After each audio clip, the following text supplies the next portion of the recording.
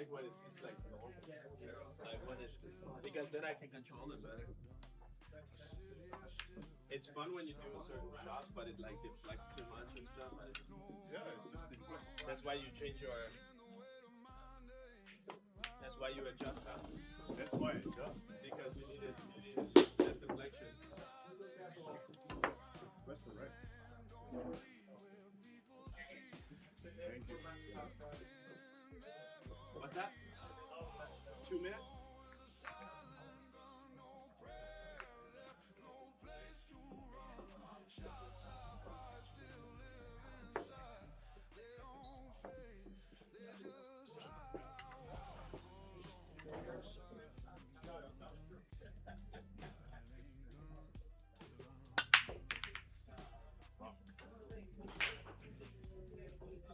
Slide, right? Good break, though. I won the previous set.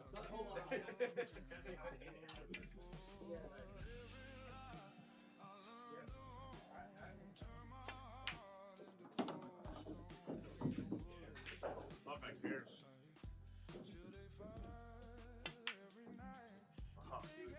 It's so much, right? Deflects so much with these balls. That's the problem with my cue. Huh? That's the problem with my cue. It's the whatever. Yeah, college, right? Yeah. Set it right so that raise to 11. Is it that through the whole thing?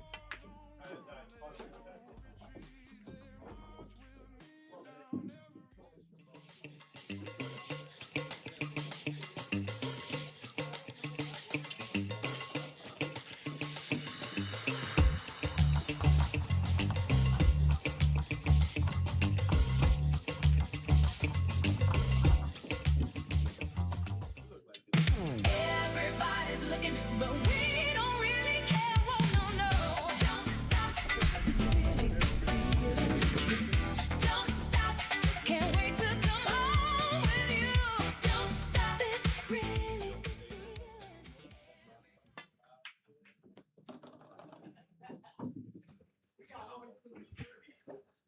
Hello and good morning. Happy finals day from South Florida, Broward County, minutes from the Miami Beach. I'm Frank Miletti, known as the cue ball from the pool hall. And I'm with my man here, Scott. The freezer frost keeping the booth nice and chilly for us. I wish, Franco. What's up, buddy? How are you, buddy? Finals day. We got 4 left, Scott. Yes, sir. I'm excited. I don't know if I'm excited for the matches or I'm excited it's just finals day, but I'm excited. Me too. First up in this matchup, going to be Mickey Kraus, also known as the Viking, from Denmark, who lives in the city of Copenhagen, 25 years old, number 21 ranked on the Matchroom World Nineball Tour, and I'm sure everybody knows this next person. It's the man from Singapore. Singapore's best. I don't think there's ever been anybody any better. Aloysius Yap, 30 years young. The Fargo is 8-4-2, and the ranking is right where it should be. Number 1. All right, and we're going to get started here with our first matchup. Final 4. Winner goes to the finals. Yeah, look at Mickey Kraus and where he's lagging from. He does this every time. Probably some methods to his madness. Number 1, psychologically, might affect me. Number 2, he's pretty good at it. I expect this to be an explosive matchup, Scott. Yeah, couldn't agree more. Mickey played a match last night. I think it's the first match he's lost all week. He's played several money matches. AJ Manis played perfect on Mickey, and Mickey actually played great.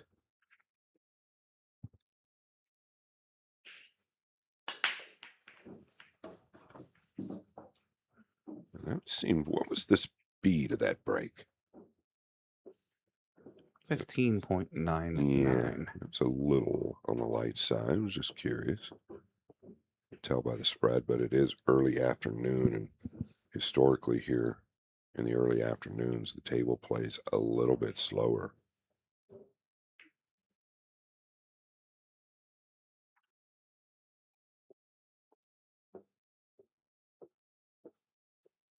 pinned up here. I don't know if he can get to the right long rail. He would like to be able to get to the right long rail, and that's a mistake by Mickey if he can. Yeah, he should never be able to see this 2 from the right side. Great effort. You'll notice how quick the 2-ball stopped.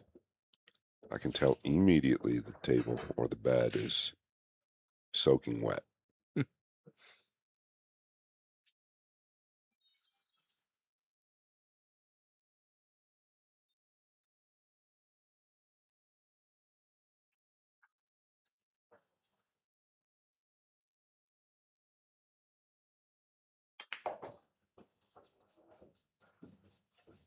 couple of wrecks there. Didn't really want either of them.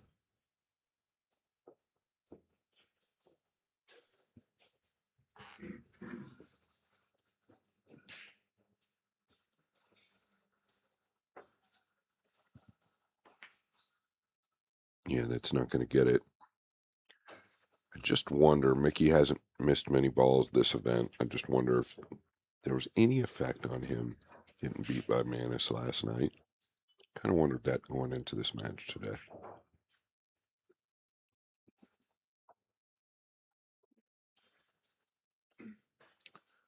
I did not feel like Yap played even 40% of his game on this table the last match I called of him 2 days ago.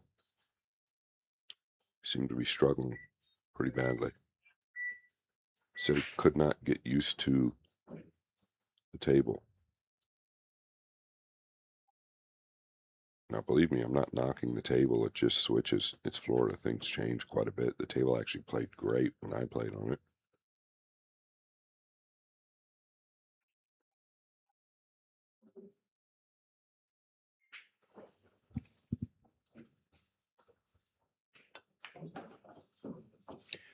Oh, this is pretty cute. Excuse me, that's very cute. Just coming around.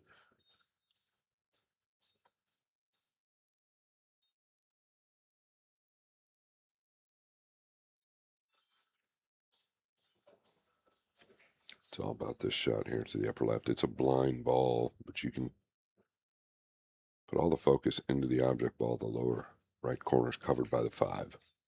He's overcut it. A little hesitant in the swing, it seemed like.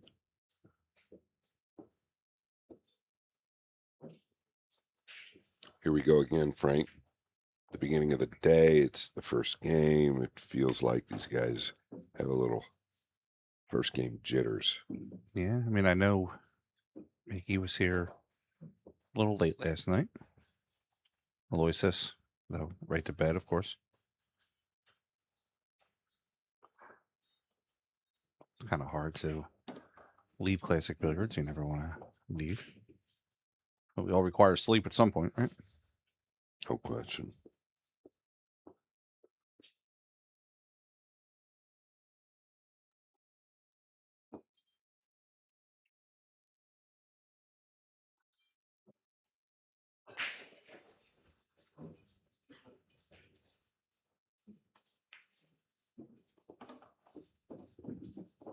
Pockets are not forgiving. Just under 4 inches. Mickey made him look like a bar table last night. He still lost. Yeah, I mean, that ball should never go from where it was. Maybe just not settled yet.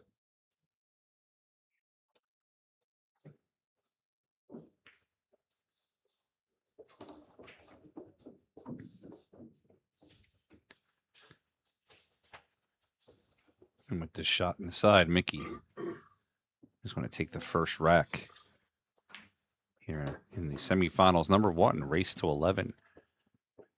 3 matches today. Going to be, of course, this one. And then the next matchup is going to be Marco Teucher and Claudio Cacci. And, of course, we will have the finals. Finals will be 45 minutes after the end of the second match. Scott. Take a break, clean the table, fill the arena. And then, of course, get ourselves going.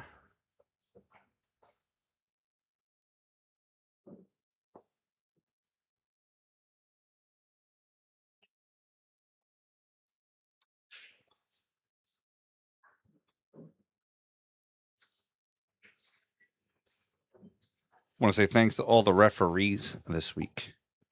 Estel here at the table, Jose Burgos, Phil, and of course, our main ref, Mr. Ben Fuentes. These guys were top notch the entire time. They helped us run the event very smoothly. So thank you to them for being involved in the Vice City Classic.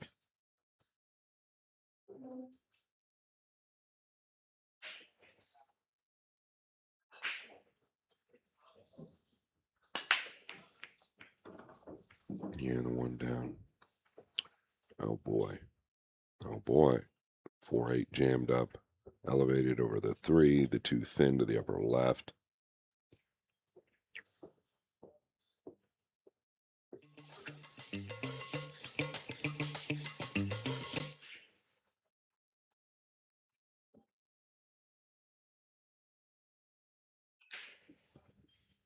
Not fun. He could just chip it across. Kind of leave him side rail to side rail.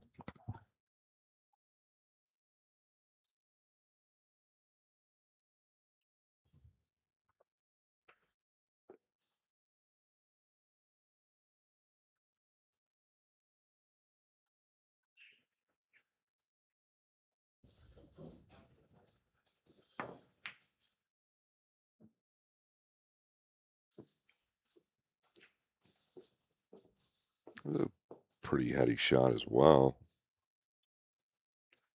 Basically the same thing I was touching on, just playing a 2 in a safe position. That's really all you could do. But the benefit here is that he elevated him over the 7. So that makes things about 60-70% more difficult. Extension called. Yeah, and I don't think he can get to our right side of the 2, which makes things even worse. Boy, this is tricky trying to thin the left edge. And he's opened the 4 up now.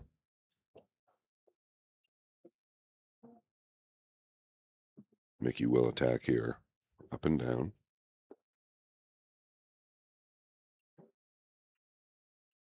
Might even be able to hold this.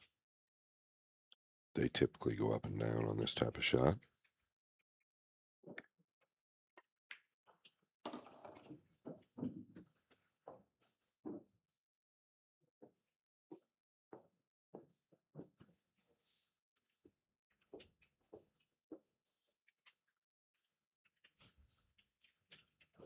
Most likely going to wrap around twice below the 5.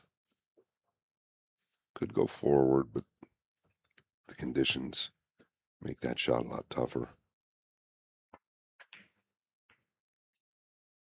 Yeah, his timing's definitely off. There's just no question. Seems like he's almost trying to force himself into his pace instead of letting it just happen. He left last night like speeding around the table playing Manis, and he actually did play good. Manis beat him. But I didn't see Mickey miss a ball that he was shooting at. They were both playing absolutely amazing. So I'm wondering if he's just trying to like fall into that pace that he left last night right here on this very table. But it never works out that way. It's a new day. You've got to let that pace fall into you. This ain't going to get a rail.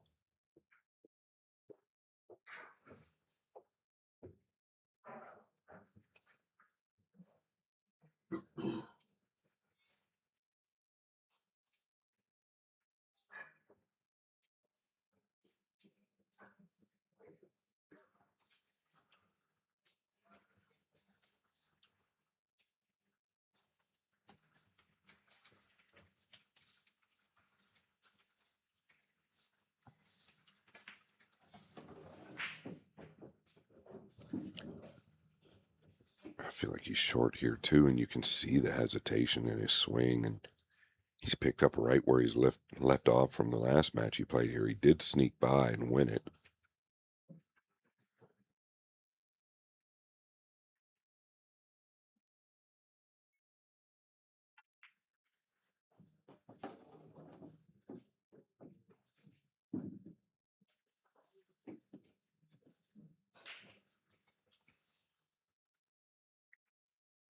He is the type of player that can get through a struggle bus match where he's just kind of like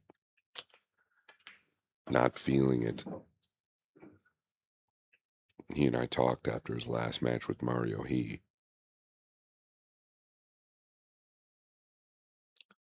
Yap won the match, but it was not real pretty. I guess my standards for Yap are pretty up there.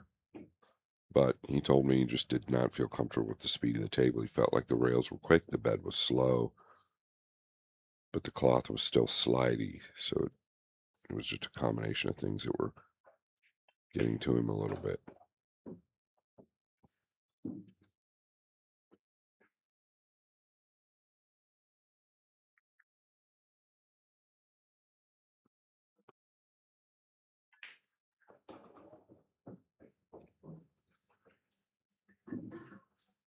And Aloysius Yap's going to tie this matchup 1-1 with the 9-ball down here in the corner.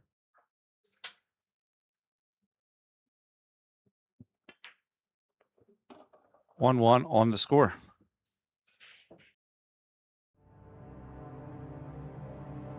Power, precision, prestige, unleashing tour-level performance, built for the biggest stage. Powered by Q-Tech, inspired by Matchroom, the 9-ball series.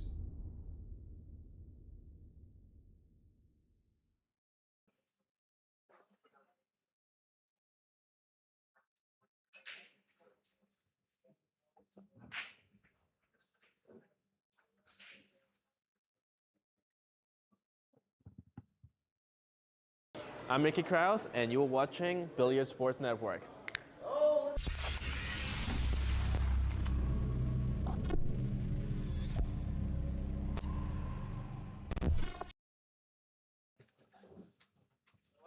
The break, tied at 1-1. Rack number 3. Aloysius to break.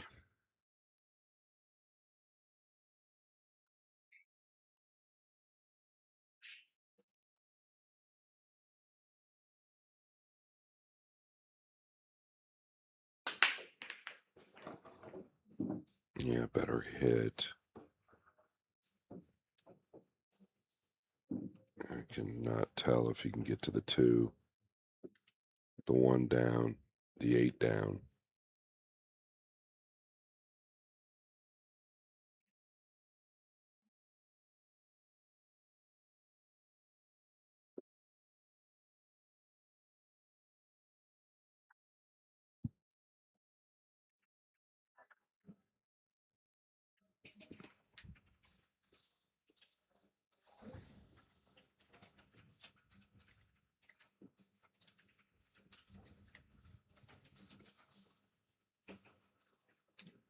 Yeah, the rail first option's always there, but boy, it changes the entire plan. Very tough to judge this.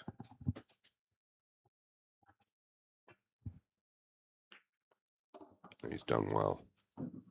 Incredibly well. Like that slowed down. He'd like to stay below the red 3.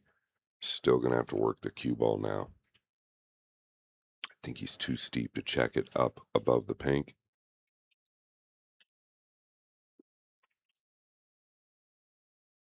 Four does play to the upper right, plays to the right side. Well, essentially plays in every pocket but the left on the lower end. Ah, very good.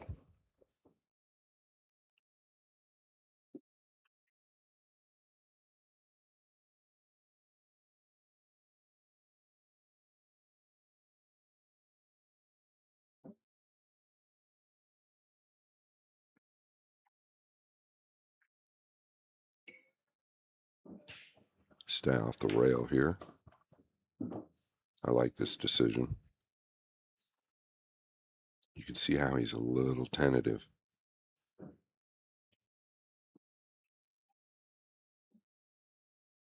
Kind of over-stressing position.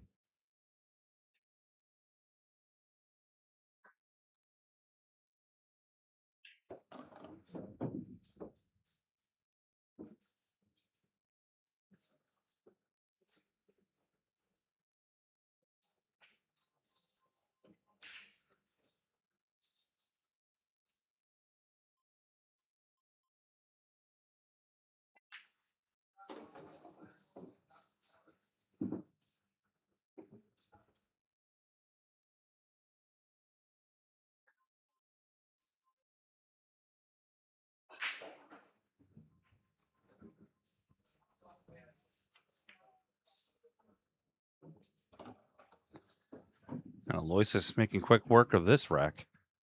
Want to make the score 2-1 in a race to 11. He's starting to heat up, Scott. Yeah, it's going to take a little time, right? The first match of the day, it's noon here, or 12:21 Eastern Standard Time. It's not pool player hours. 4 o'clock, that's all right. 4 o'clock match. 6 o'clock match, that's good. Noon? Good grief.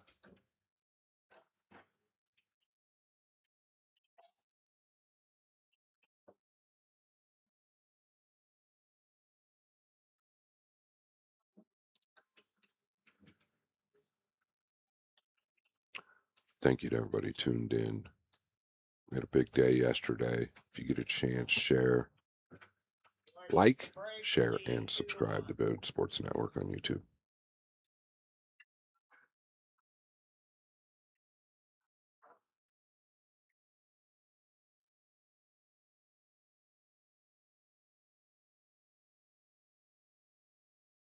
All right. You'd love a repeat. There's the stats right there on the break shot.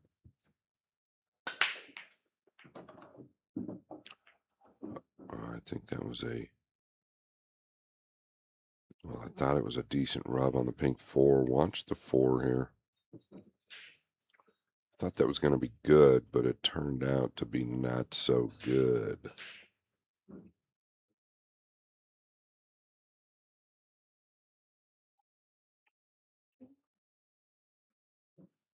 So close to his work now. Can you pinch down below the 5?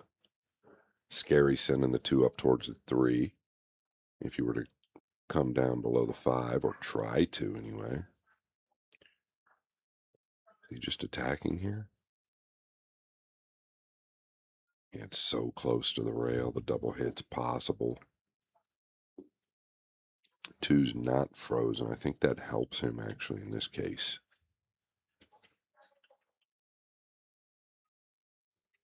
You could say he's got a big pocket with the 7 up there, but not necessarily the case.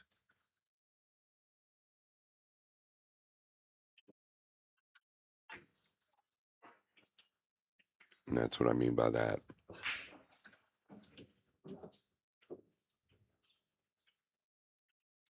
Door opened for Kraus.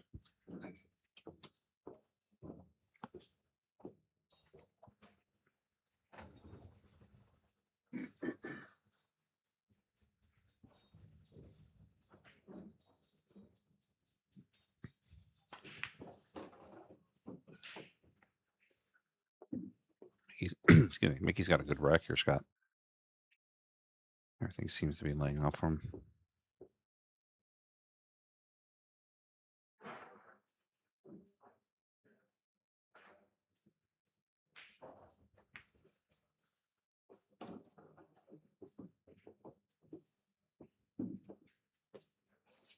Do you know how lady was here last night? I left here later than I should, and he was here only a few minutes, or left only a few minutes before I did. So let's say 1 o'clock. Okay, that's not terrible. 1, 2 o'clock, somewhere around there.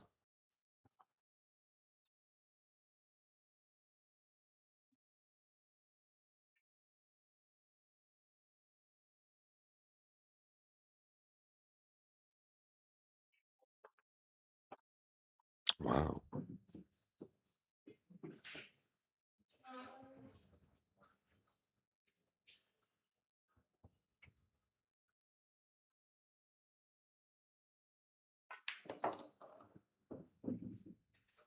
Yeah, would like a little bigger bounce. I think he's fine. Just don't want to catch a piece of the 8 coming out here.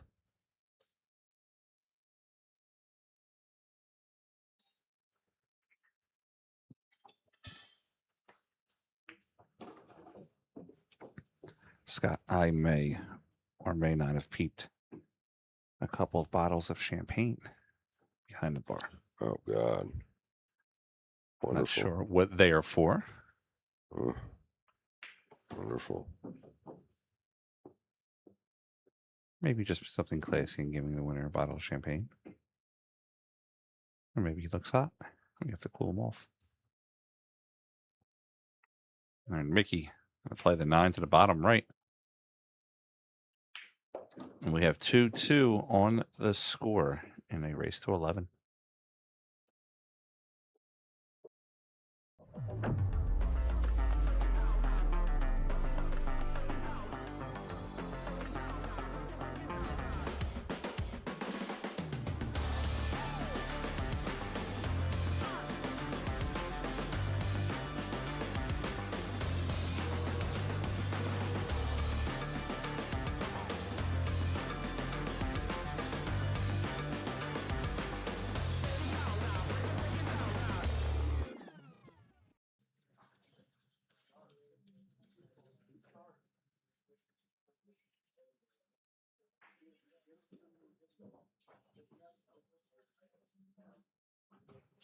All right, back from commercial break.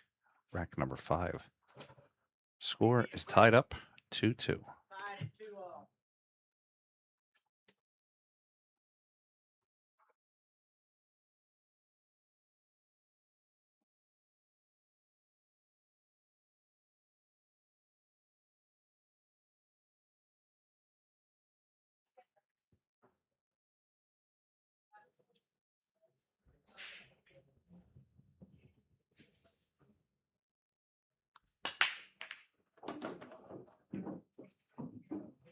Yeah, really good hit there. That's his best hit so far. The 1 and 2 falling simultaneously.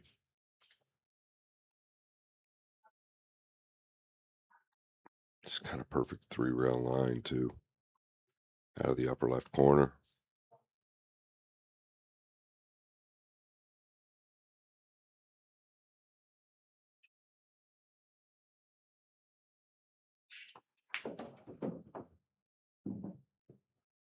Watch out.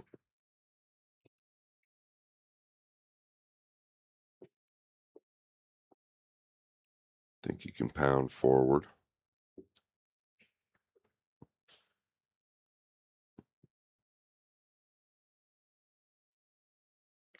I'd like to avoid the 9 here.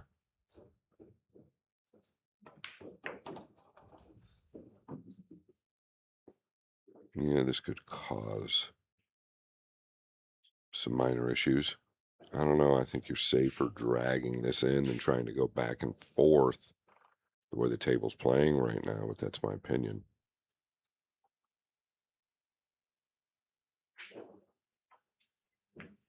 He felt the same way. Nicely done.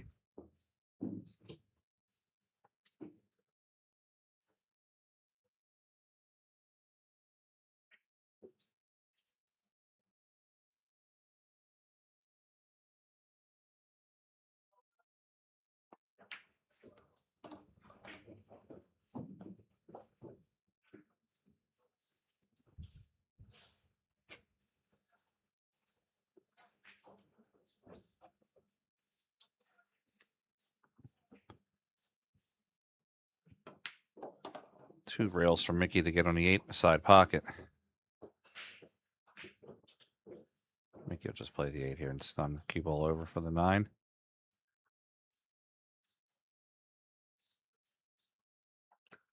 I'll tell you what. Mr. Yap has to play pretty good to win this match. I think Mickey's going to fall into a gear. He's very comfortable on this table. Yap has to get into form pretty quickly.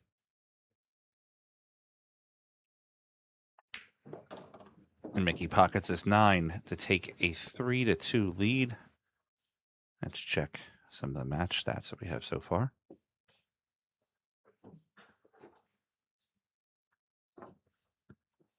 Five racks in. Mickey slightly a little bit more at the table than Aloysius. Both have 1 break and run. Both 100% on the break, 100% on the 1 in the side. Mickey, after the break, has gotten shots a little bit more than Yap. And a few more balls pocketed. Stats provided to us by the stat guy, or the pool stat guy. Check him out, poolstatguy.com/BSN.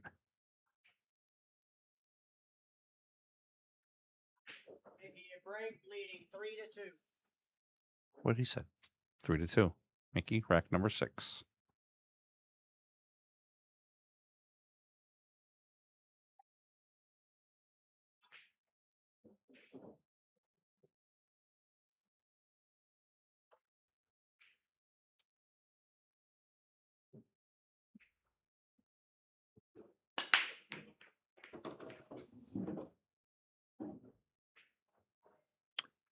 Another big break.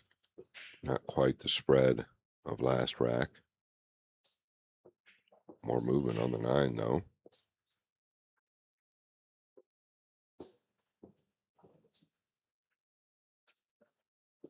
I believe the 4 passes the 7. He just took a gander. 2 goes to the upper left.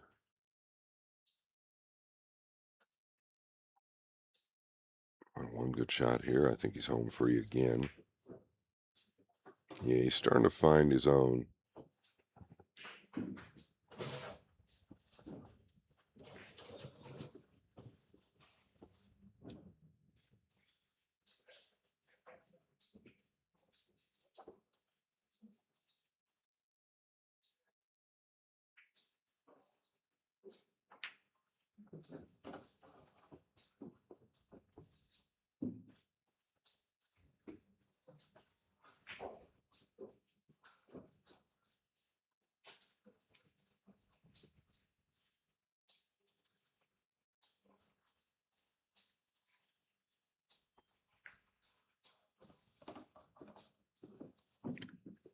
He feels like he can win this tournament. You can see it when you talk to him. He's got an air of confidence about him that's pretty special. I believe from what I've seen this week that his game's actually come up even more than it was last year. This is his own cue that he's started making, the Kraus cue. Wanted me to hit some balls with it yesterday. I got to be honest. It's not a low deflection cue, and I absolutely loved it.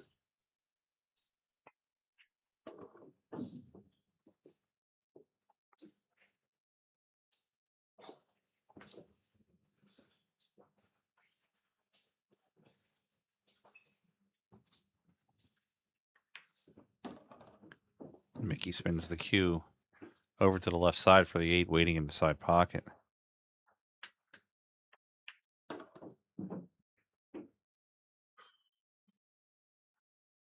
This 9 ball here in the top left corner will give Mickey a 2-rack lead. 4-2 on the score. What's up, everybody? This is Dave from Classic Billiards down here in South Florida. We do things a little bit differently here compared to your old pool hall. It doesn't smell like mothballs. It's not exactly a library, and nobody's shushing you like this is church.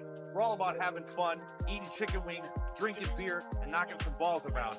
Don't let that mistake you. We still got the skills, baby. So if you're ever down in South Florida, come check us out at Classics.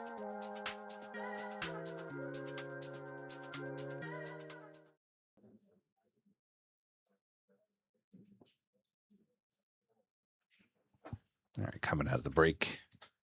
4-2, Mickey Kraus in the lead currently over Aloysius Yap.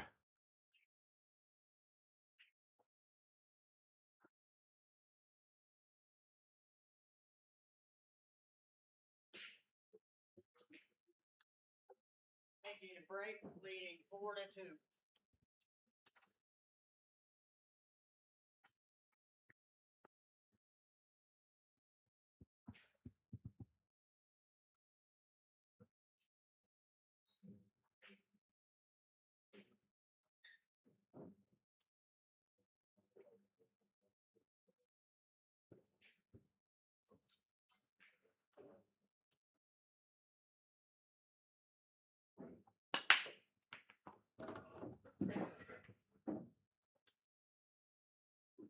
Mickey took a little off of that one, 15.62 in the break speed.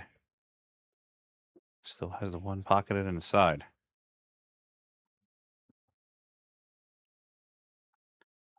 Two ball at the bottom end. I don't see any obstructions for Mickey. He's off to the races here.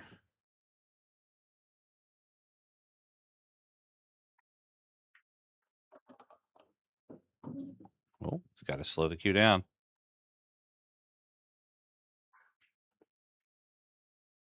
He's going to be in a little trouble. Overcooked the cue just a little bit.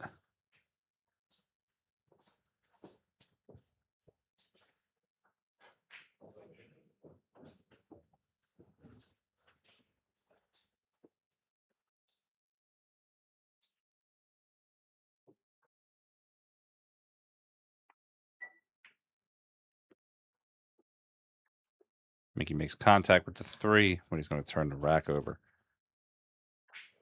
Aloysius, a little tough of a starting shot. He might play safe, put the cue 2 rails behind the 8.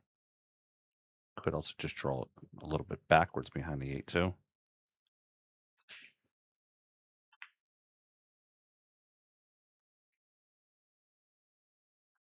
I don't think he's going to get there. You definitely tell by his body language he's not happy with that shot. Mickey playing the 3 to the corner. Just look to either punch the cue off the left side rail.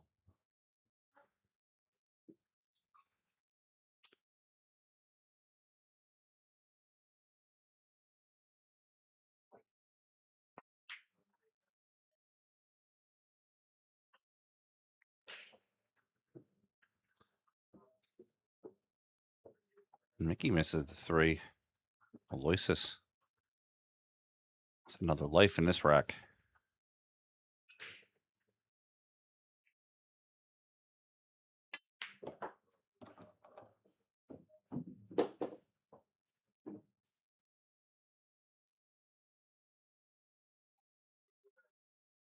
Both players this rack not playing the ball properly the way they should. Now Aloysius stuck on the 4. Gonna have to play off the edge, roll the cue down below the 9.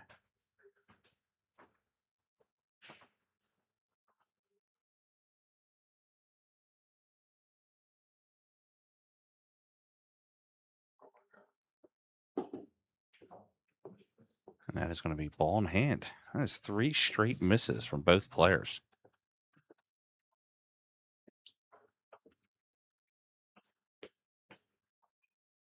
Mickey with another opportunity to extend his lead.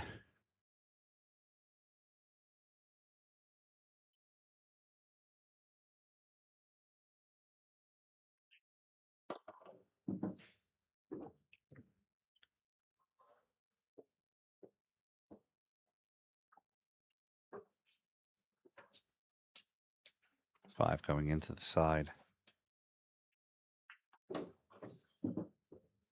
Mickey gives himself the angle for the 6. He'll play the 6 to the bottom right corner. Just play the cue. Sweep it over into the left side rail.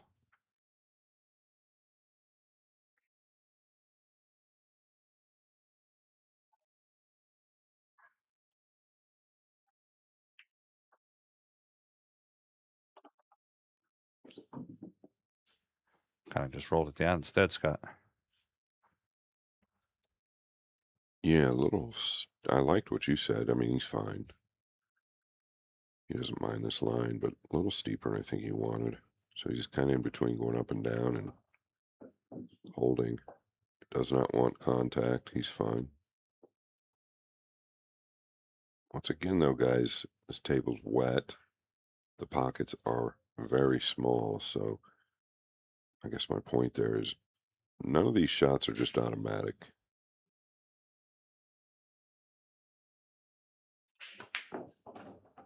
Yeah, caught the right side of the pocket, which is, or the pro side, I should say, which is what you want to do here.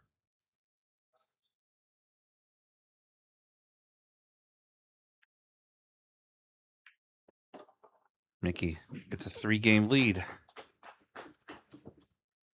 5-2 on the score. Scott, who do you like in this upcoming Marco Teucher Claudio Cacci match? I think it'll be a good one. Two unassuming guys you'd think would be in this position, but both play good enough to be in this position. So we've been waiting for that 20-year-old Claudio Cacci to break through. Be nice to see, but then I got to know Marco yesterday, and such a nice guy. It's hard to root against him.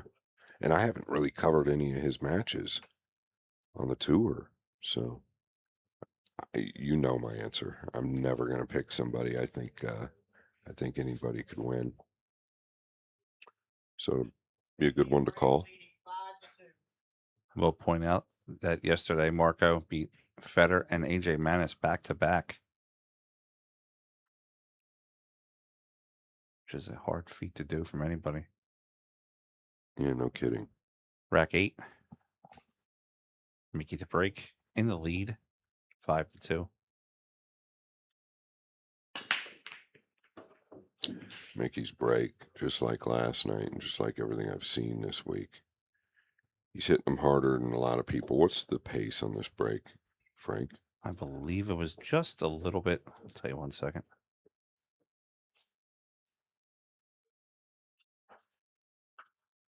Put you on the spot. Yep.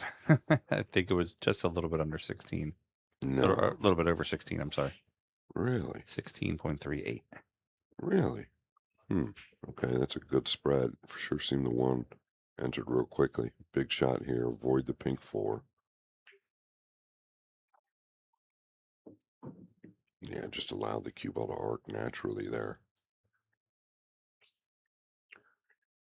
Yeah, Yap, I feel like he's started where he left off versus Mario He, and really got no feel for what's going on out there compared to normal anyway.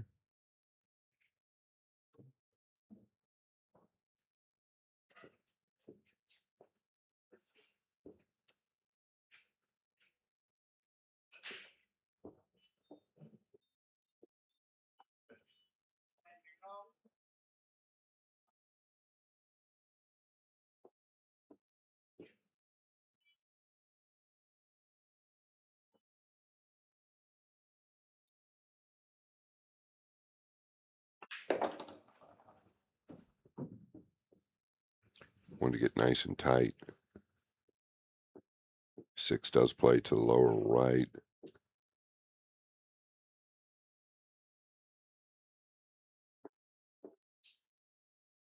Preference, but I think it's the simple play.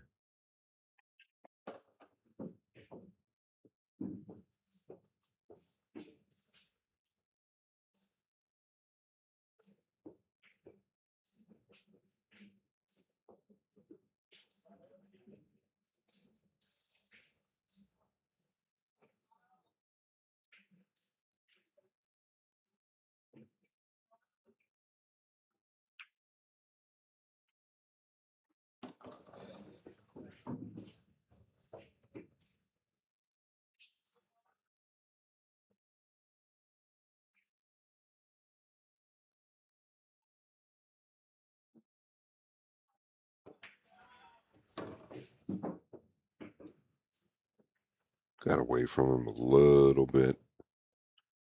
Would like to have been a bit steeper, so you're going to have a bit more distance on the 9. It should not be a problem. If you can get up there above the head string, you'd be thrilled. Yeah, some Marked on him a little bit. Don't expect him to miss this.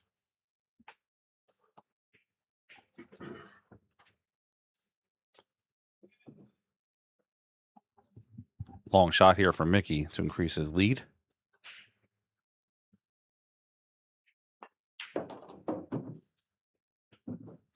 Keep an eye on the cue ball. That's pretty fortunate. Tip come up, no question, upon delivery. 6-2 now. Mickey on the score.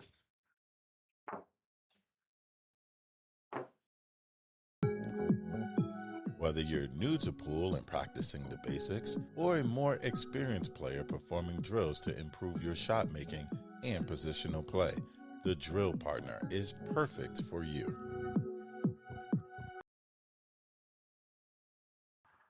All right, so we're going to wait till later, and then we'll do the mid-afternoon one.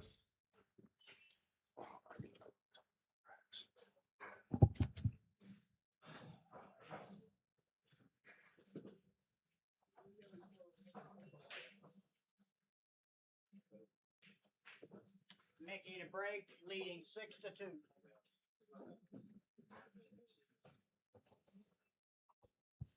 Rack number 9.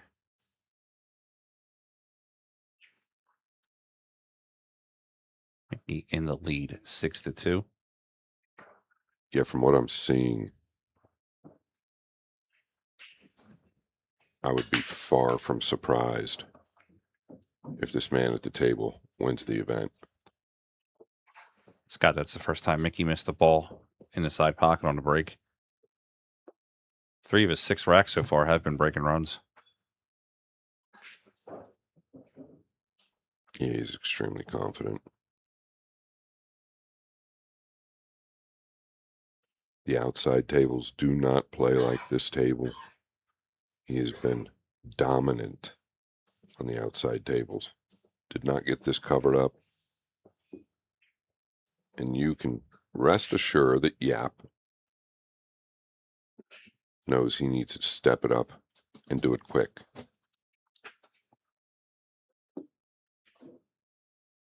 But his body language tells me that that's going to be a challenge.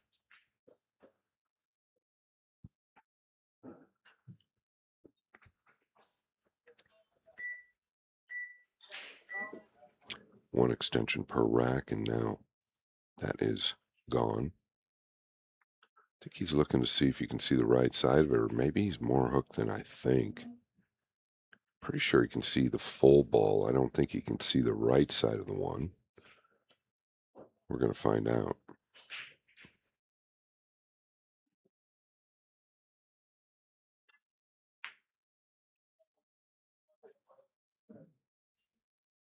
Yeah, that'll work.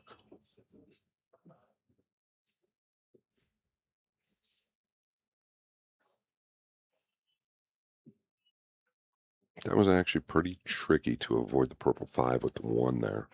Hit it very good.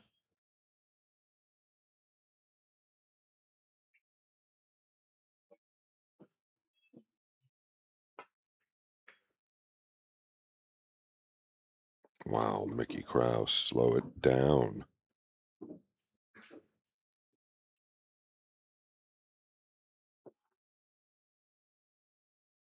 With position. Has some work to do on the 3, but what a kick shot.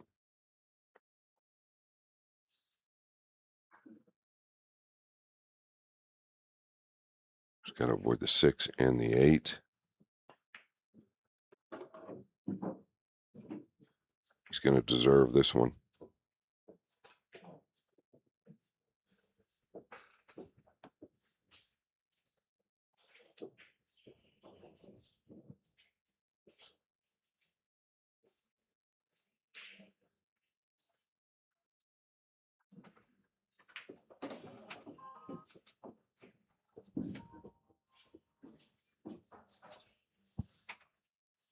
I think you want to get down a little further. Now he's got to check the cue ball here unless he's comfortable coming around, but I doubt that. Just inside the 9, 1 rail up. Yeah, He didn't get down far enough for the 4, right? Some of that lends to the table. You think it's just going to get away from you when you're shooting that 3, but really never could have gotten away from you due to where the 4 was. See how quick he gets to the table? I think he's going to reevaluate. He's not, I don't know what the rush is. His timing and his pace has been off. He's just a little panicky, which the reason I'm saying that is because I know the feeling. I think all the tournament players understand that feeling when they're just not firing on all cylinders, not fully comfortable.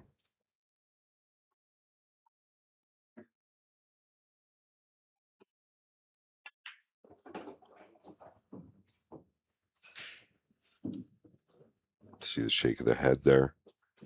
To me, that's what I'm looking for, is all the little body movements, all the little languages. Yeah, he was a little upset on that one. Yeah, but typically you never see him do any of that, and it's kind of been the story. I know Yap hasn't been feeling well all week. Possibly a little bit of a touch with the flu. We had helped get him some emergency. I was telling Dave he wasn't feeling the greatest. Well, then that has a absolute bearing on what could be taking place as well. I mean, traveling from Singapore or wherever he came from, Lord only knows.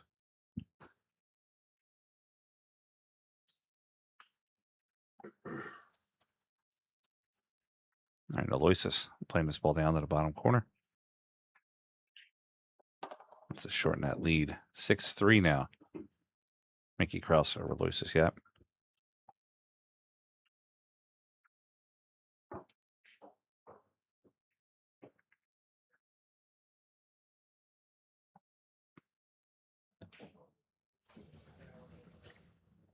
Yeah, pretty interesting here, right? The table time. Aloysius Yap dwarfed by Mickey Krause. Basically a third of the table time that Krause has. Right success is 100% on each side, but one guy's got 6 games, the other guy's got 3. One on the side for Yap is 100%.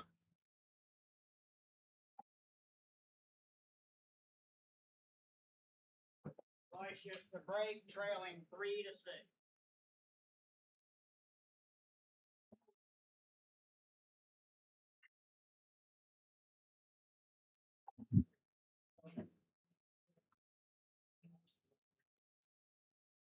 About to start rack 10.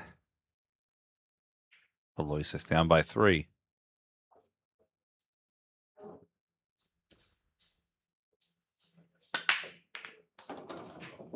Yeah, it's a little bit better, but I don't know what he's going to look at here.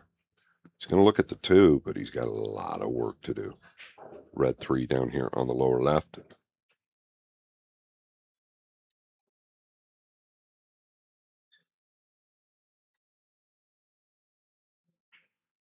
He's got to put a great stroke on this ball. He'd like to come thread the needle or get the gap anywhere on the right side of the table. Draw before the right side pocket. Fit the gap of the 6 and 9.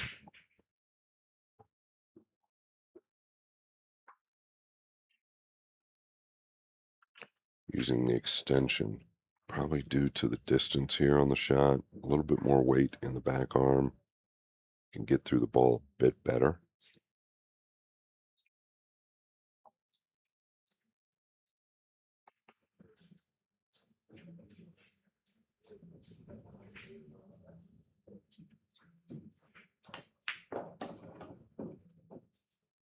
Yeah, he's hit it too good. That's pretty sick.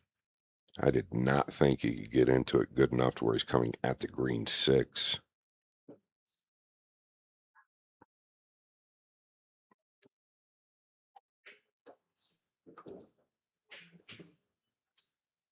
He was pretty steep there on the 2. That's, you've got to hit it real good to get there. All right, going to the air.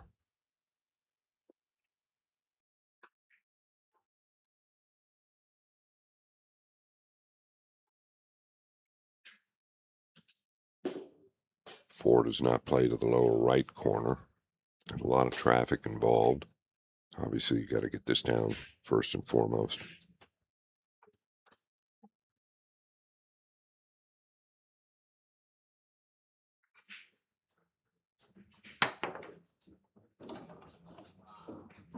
Well, he earned it.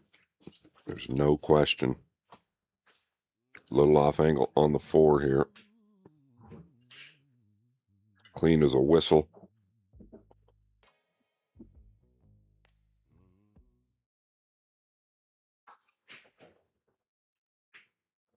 Going forward.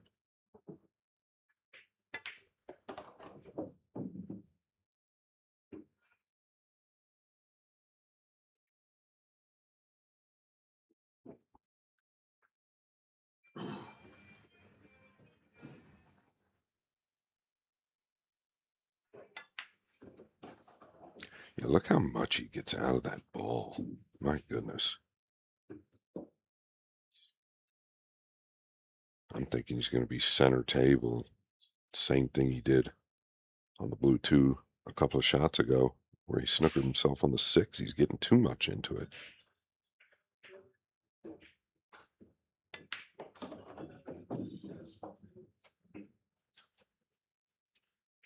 Well, this was a big timeout to keep himself in the match.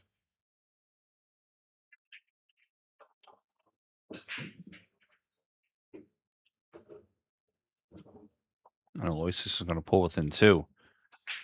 Pocketing this 9 ball, making the score 6-4.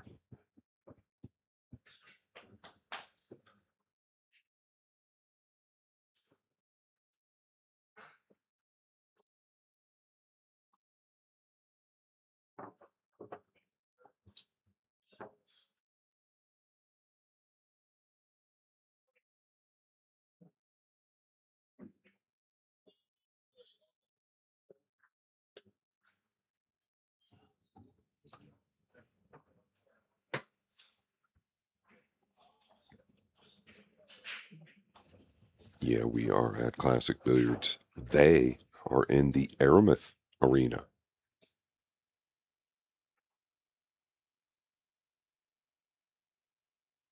And that is Aloysius Yap, world ranked number 1, hanging on by a thread.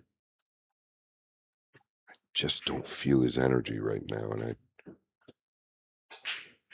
know his game pretty well. It's been a bit scrappy. Just want to see a good match. Both of these guys happen to be really good friends of mine. Both such great guys.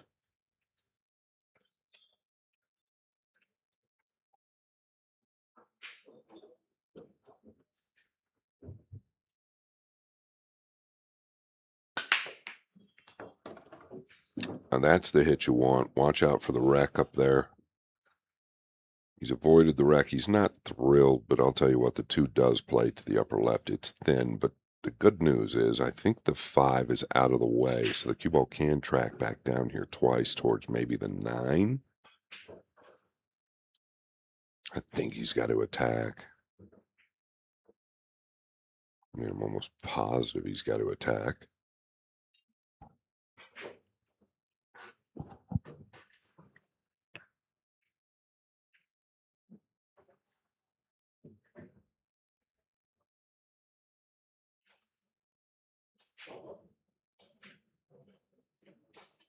Does he have to spin this? Is it too thin to where if he doesn't spin it, he's catching a piece of the 5? Yeah, he's putting some right on it. Is he coming between the 6 and 8 here?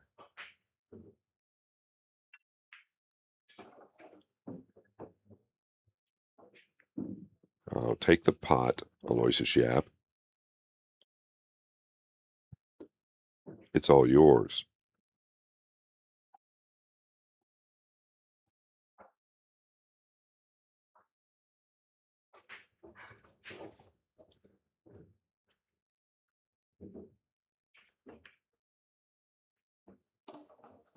Yeah, it looks like he's settled in just a bit. I'm not saying that just because of the shot on the 2 there. I'm just talking about his body movements. Yesterday, he was very indecisive all the way through the match. I'm not seeing as much of that right now as I did in the beginning of this match, but this is light. He can hold.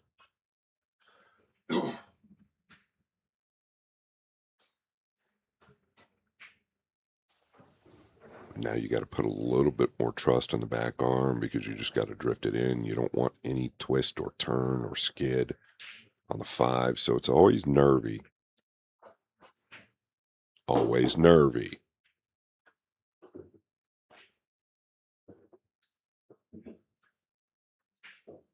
He has such a good cue ball. Yap, I think he has the best cue ball on tour. He and Gorst. That a little bit out of line starts to create problems. Buddy Hall back in the day, very similar. Best cue ball of his era, no question. But when he started to get a little out of line, things got funny.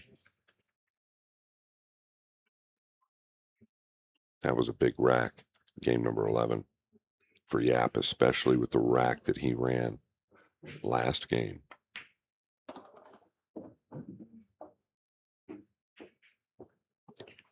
No reason to draw back to the middle here. We'll see. I think Gorst would. Gorst goes out of his way to play to the side, but you could just float this in. It's player preference.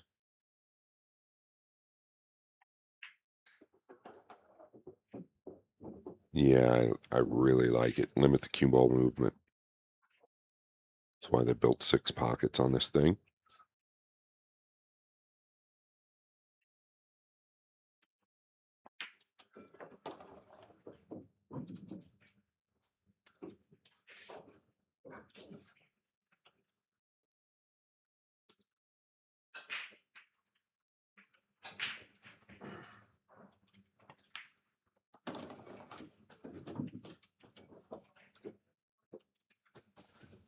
A little frustration from Yap. Understandable. Mickey Krause picks up the pieces, leading 7 games to 4. It is a race to 11. The winner will be waiting in the finals.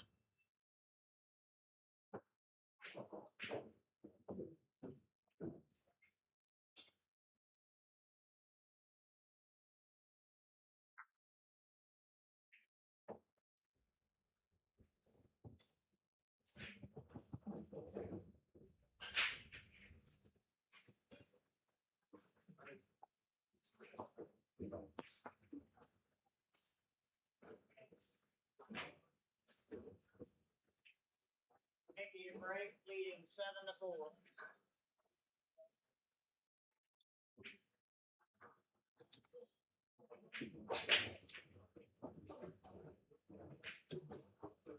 Rack number 12. Mickey in the lead, 7-4.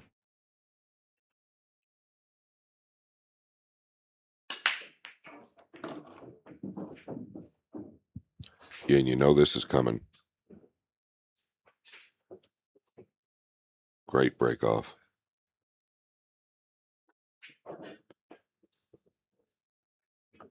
Natural. Just get past the 8 here. Whether you go in front or behind it, I think he can go in front, or is he tracking directly at the 8?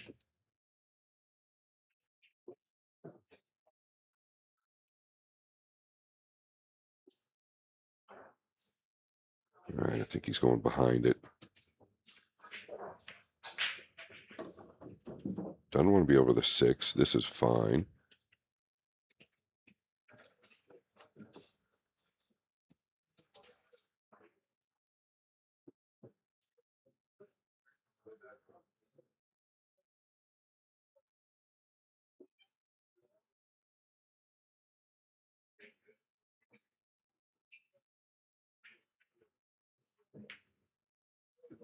Clean as a whistle. A little awkward here. Can draw back short side. Oh, he's pounding forward. You got to get a lot out of this. Boy, what power. See how hard he hit that ball to just barely beat the 9?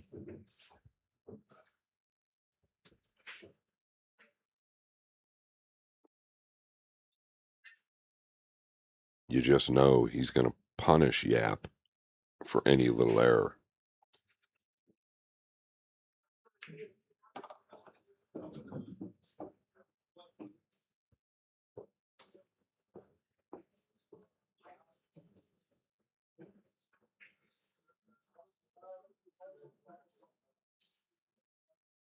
A little questionable. I don't know why he didn't go to the second rail there.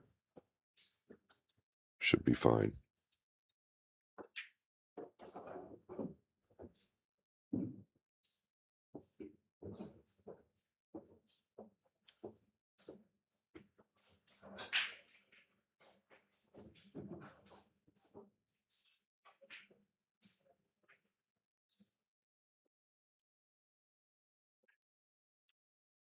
Mickey saw something in his stroke he didn't like there. Stands back up.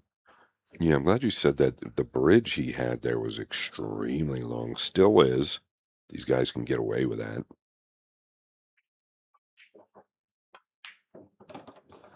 Scott, with some of the players that you've played against, does having height advantage increase your bridge length?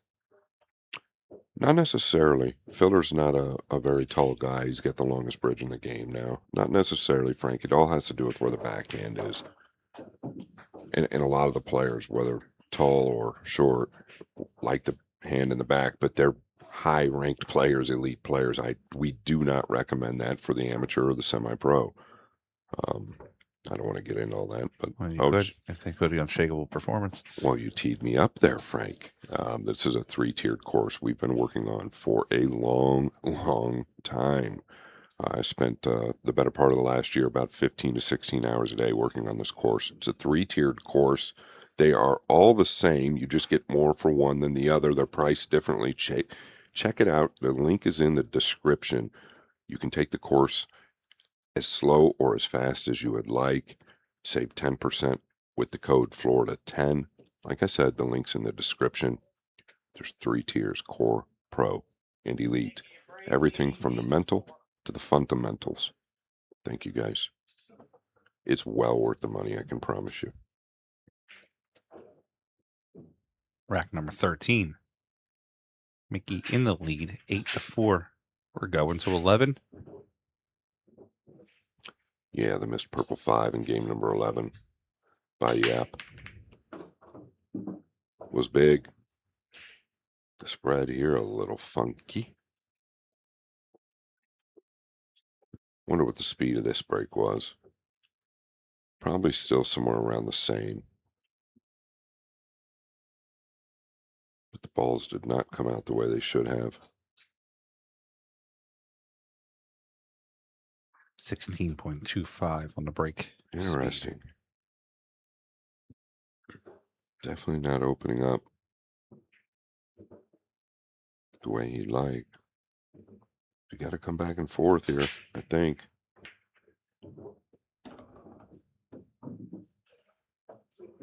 Now he's got to do it again. Unless he thinks he can drag to the middle here.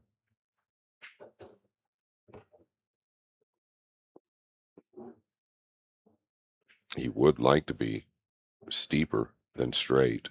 Purple 5 plays in the lower right, not the lower left. He can afford to come all the way over. He doesn't like it. Why doesn't he like it? I think it's fine. Kind of released on him and dropped downward, meaning further away from the pink, and maybe that's why he didn't get through it the way he wanted. But I think the angle's okay. That was most important. Just make sure you get above the 6 and 9.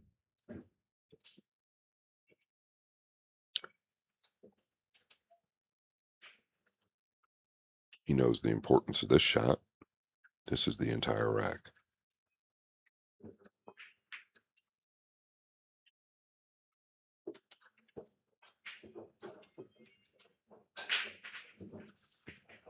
Never really settled, it didn't seem.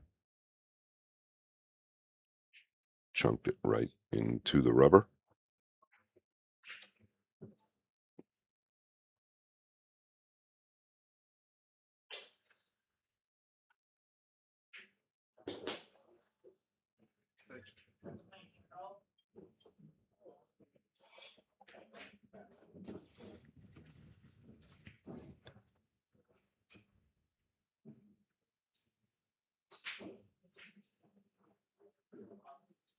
He's going to have to land on the ball here.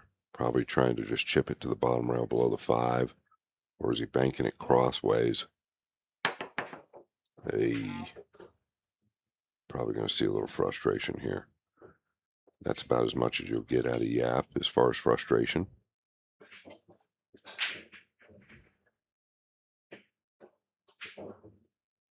Frank, it's never fun when your opponent misses a ball and gets safe, but in that scenario, it was kind of likely if you missed a ball just because of the way they were laying. Yeah, Yap having a hard time this match. Just can't get the gears going, Scott. I felt like that's, I talked to him after that match with Mario. I felt like that's how he played that match as well. We can win matches, or they can win matches, not playing their A game, not playing their B game.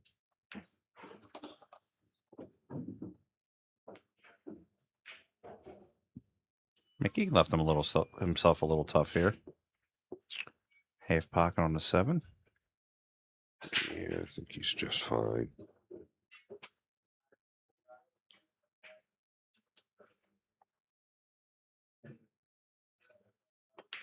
I think he's milking it a little bit, Franco.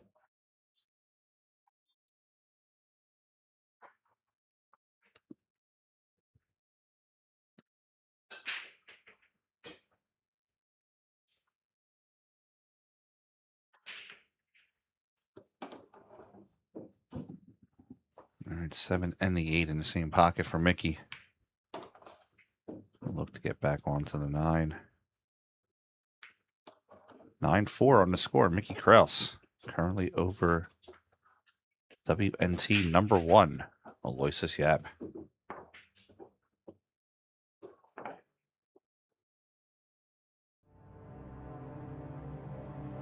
Power,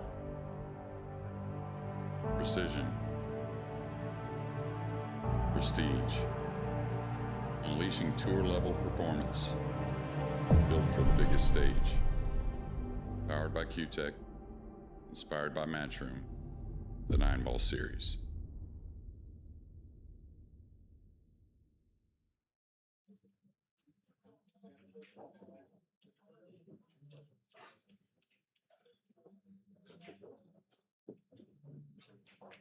Mickey and break, leading 9-4.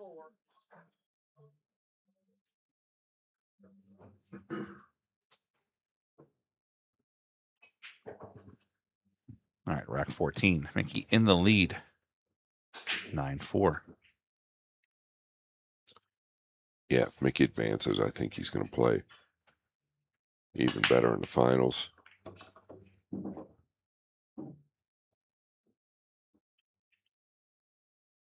right, is the 8 on here? 15.96 on that break. I don't know if he can get into the 8 or not. I don't know if there's any value to it. He's taking a nosy.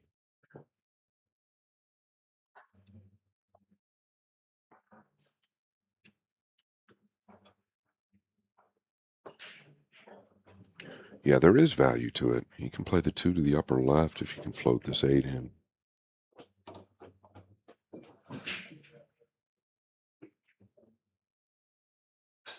Got a decision to make here.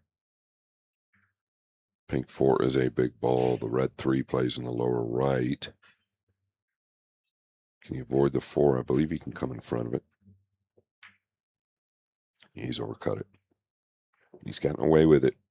This one he did get away with. Well, the last 2 he's missed, he's actually gotten away with. That will not help the frustration of Cash App.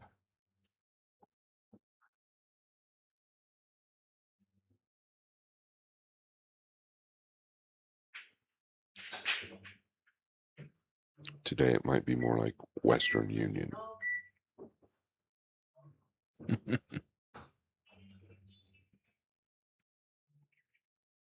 Yeah, Yeah, what do you do? My gosh.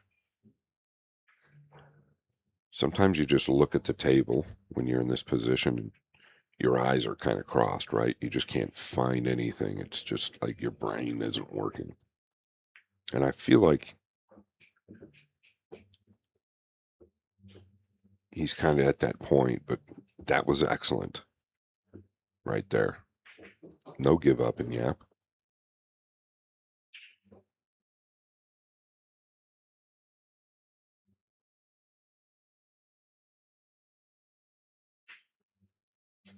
You can tell Yap doesn't feel 100%, and I didn't know he was a little ill.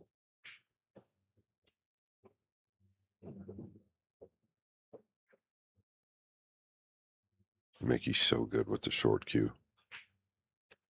He jumped a 6-ball in yesterday where it's hard to explain, and I won't, but it was amazing.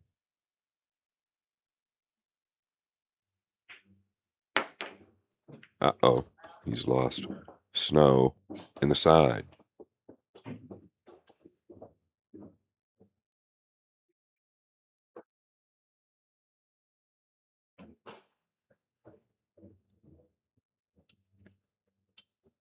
Big opening here for Yap. Yeah, he needs to put 2 or 3 together. Put a little pressure on Mickey. One at a time is not going to get it done.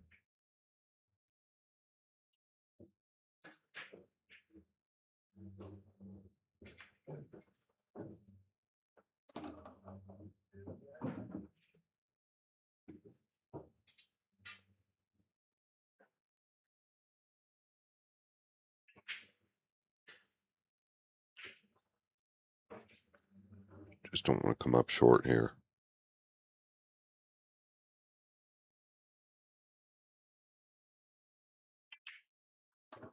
Yeah, I like it. You don't want to get straight, though.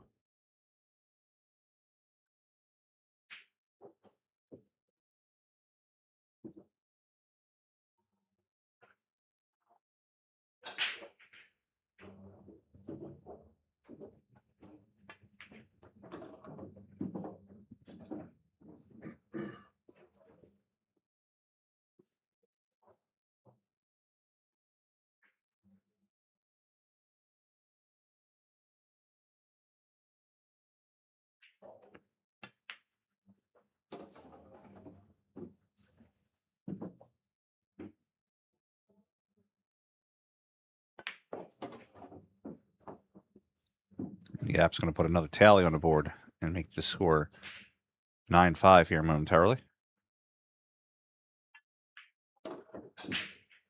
9-5 on the score.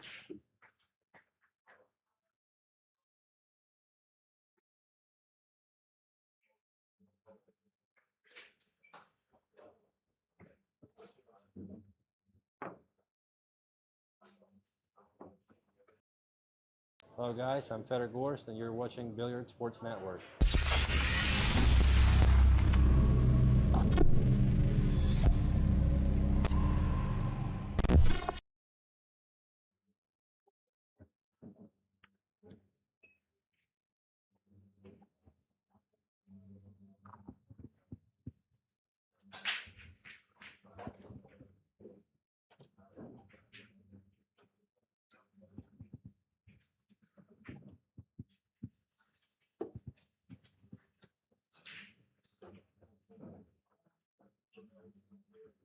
Aloysius the break, trailing 5-9.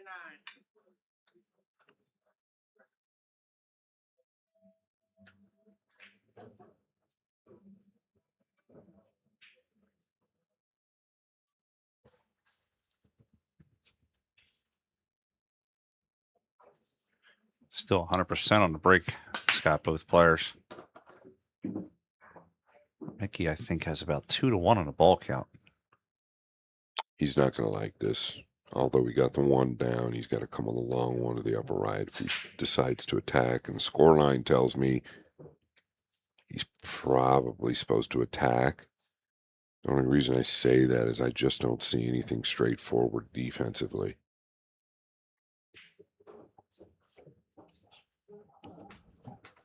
He can be passive and just drift the 2 off to the top left side of the table and maybe in behind the 5. But there's nothing really to get away from. Like if you want to thin the 2 to the 3 and find something down low for cover, it's not there. Maybe the 8. But where's it at?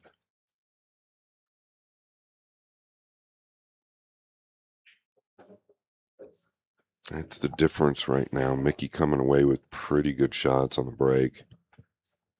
I've talked about it all week. Cue ball finishes low. It seems more often than not they're not getting a great look.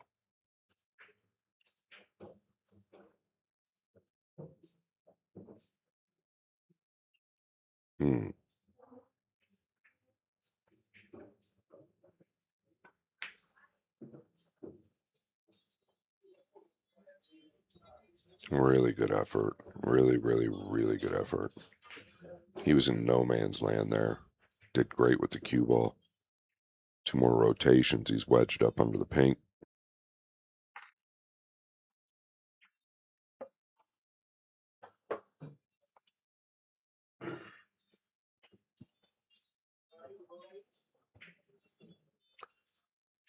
Don't know what's happening here. He's got a couple options. He could use the 7. That's what he's done.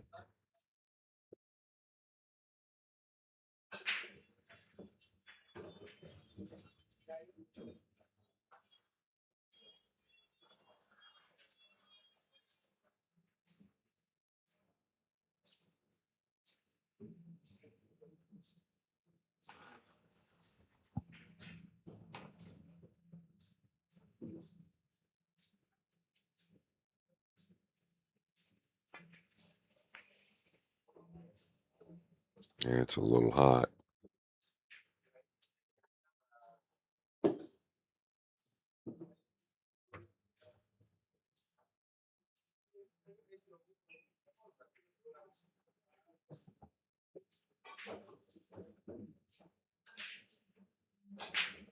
Coming forward.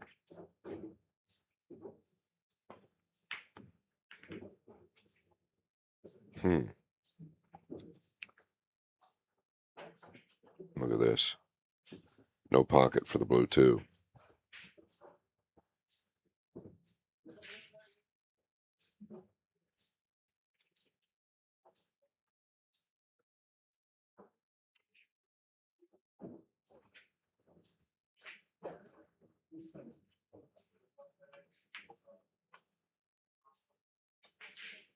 It's gone way wrong. Way wrong. He's about 5 foot off there. Big let up.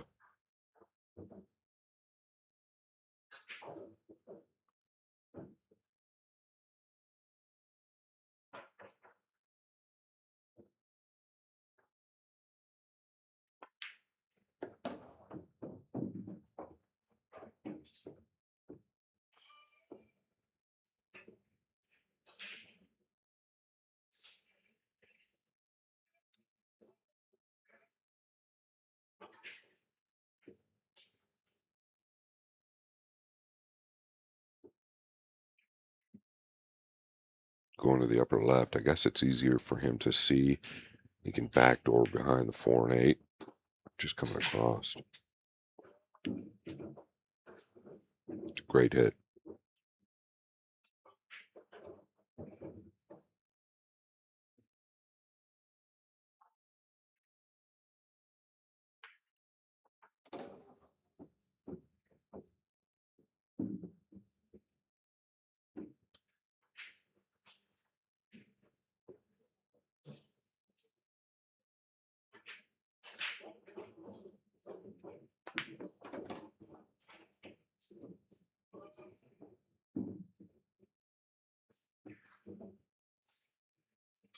Pretty thin on the 6. Watch out. You don't want contact with the black 8 or the 9 or the 9.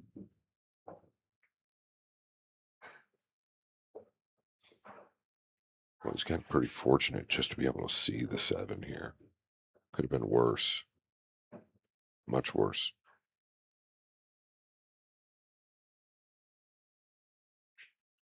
He's kicking at it. Trying to win.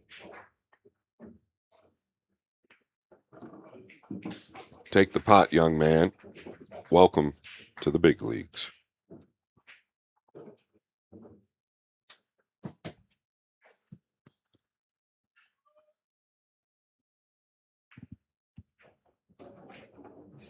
And Mickey Krause is going to put himself on the hill with pocketing this 9-ball in the side pocket. We have 10-5 Mickey over Aloysius Yap.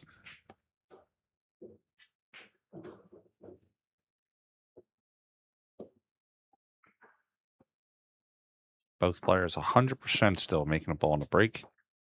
Mickey missed one in the side, 90%. Look at the ball's pocketed ratio. 91 for Mickey, 43 for Aloysius. Mickey missed a few times more than Aloysius, but the scoreline shows he pocketed the ones that he needed. 10-5 on the score.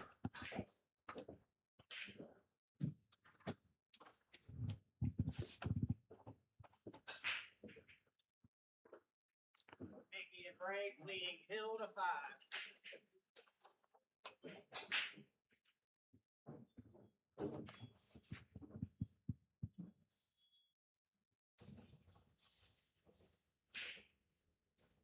One more good look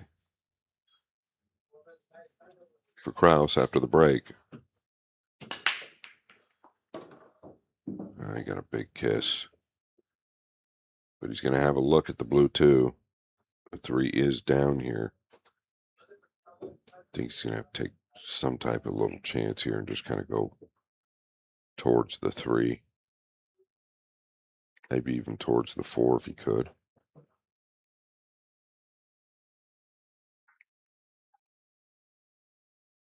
Can he stay inside of the 9 here? I don't think so.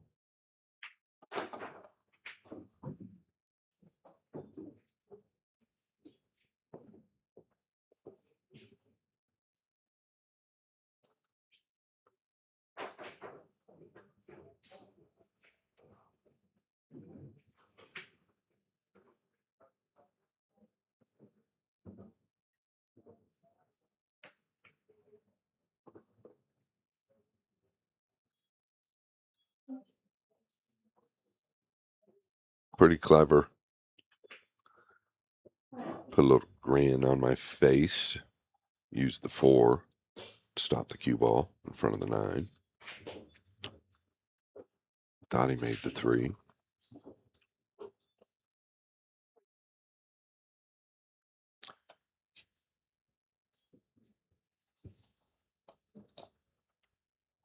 Very thin here.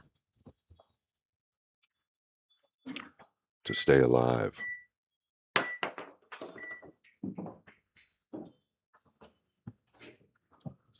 That'll get it done.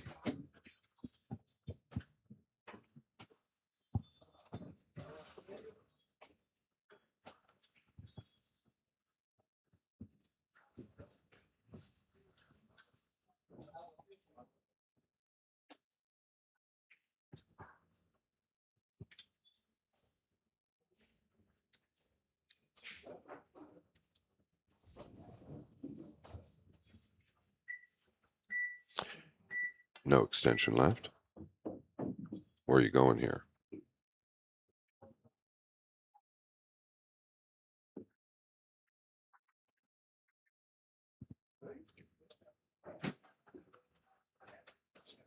Does he? I think he used his extension on the jump shot. I believe you're right, Scott. Referee just told him he does not have an extension. No? Apparently he does. Okie doke. All good.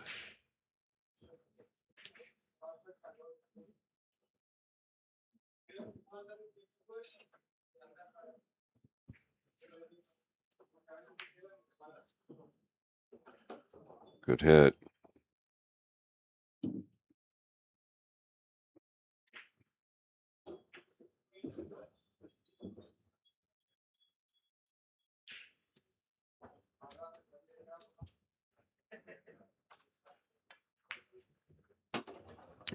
wide there. Did get it down.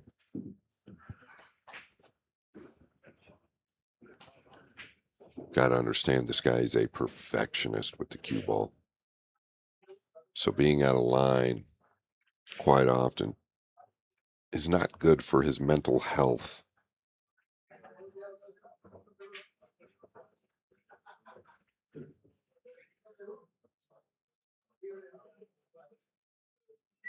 Yeah, he's falling pretty straight here. Got into it as much as he could. Lower left is open.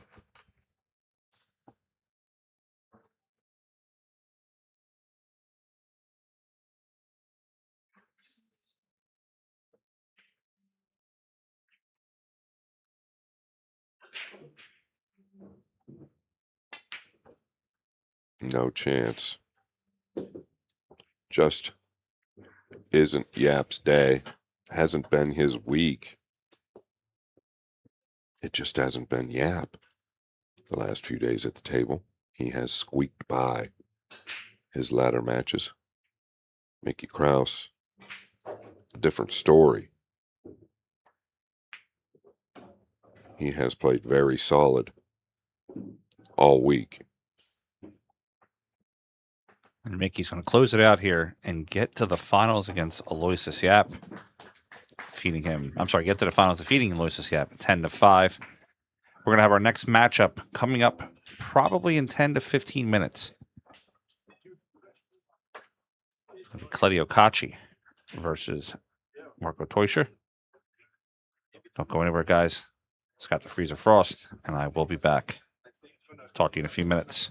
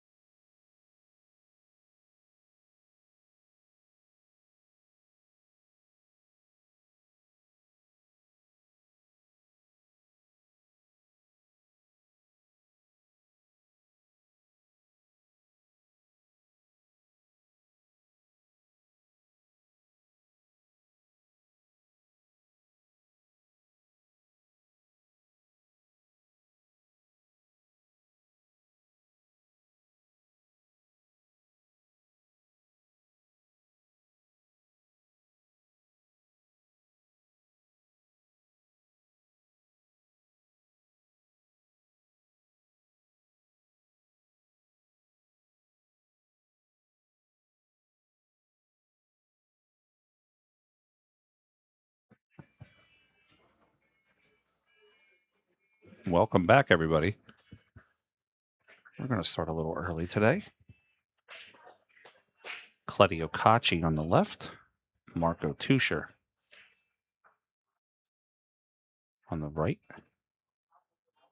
We're going to get the lag started here. Race to 11. This is our second semifinal of the day. We know our first combatant is Mickey Kraus, and the winner's here. Gets to meet Mickey. I am joined, of course, by none other than Scott the Freezer Frost. There would not be a Matchroom event without having Scott here. Thanks, pal. I am a little excited for this. I have not got to cover Marco Teucher. He is such a nice young man. You know that. I know that. And then Claudio, also nice. I don't think either one of them very nice on the table, though. It's going to be close.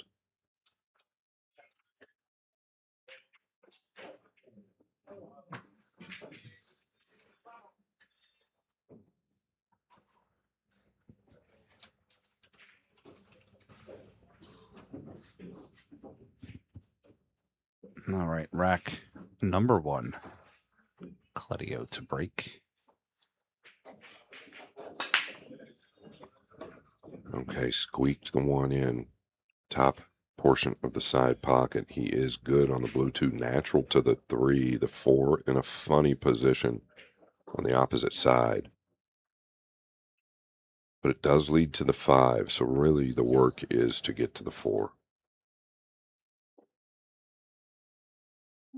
I am going to probably talk a lot about the table. It does change. We are in Florida. And I think it's a good thing. A lot of variables at play. I don't think it's going to bother these guys, especially the kid at the table. He's 20 years young, from Albania.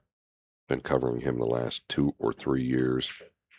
Started with a snooker background. Chose to take American pool on roughly 2.5 years ago.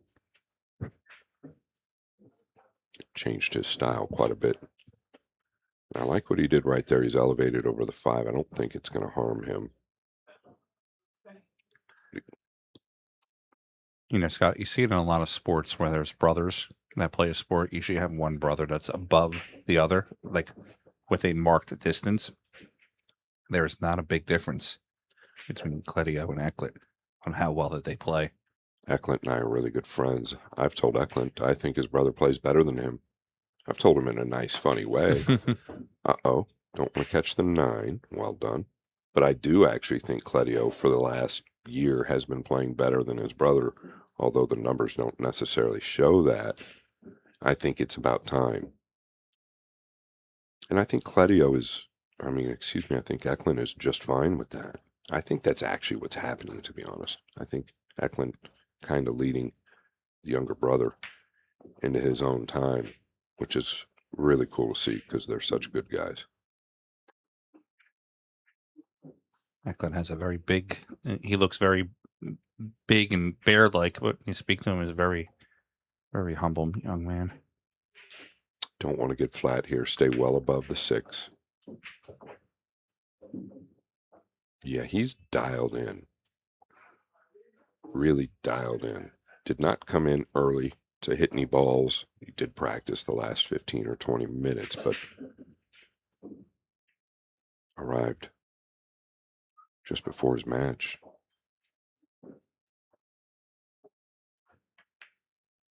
That's got to carry.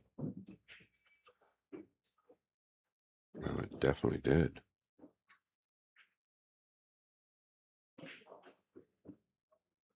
Very carefree style. Not like AJ Manis, but I would compare the two as far as youth and talent. Definitely different styles.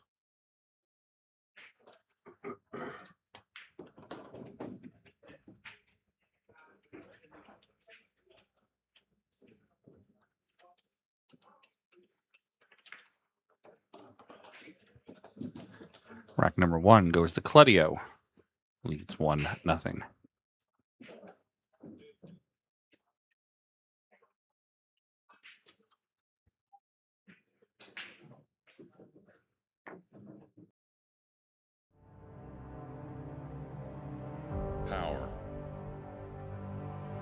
precision, prestige, unleashing tour-level performance, built for the biggest stage. Powered by Q-Tech, inspired by Matchroom, the 9-ball series.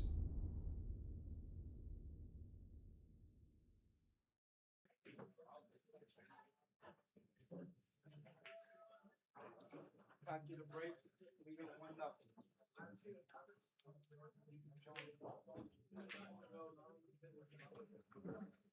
All right, rack number 2. Cledio breaking. Yeah. Yet to see Marco Teutcher at the table. Oh, big movement on the 9. Pretty fortunate there. It was a brutal kiss. But boy, the cue ball was deep into that side. Watch this. Off the 9. We see it a lot, but he had so much juice on it. He drew it off the 9.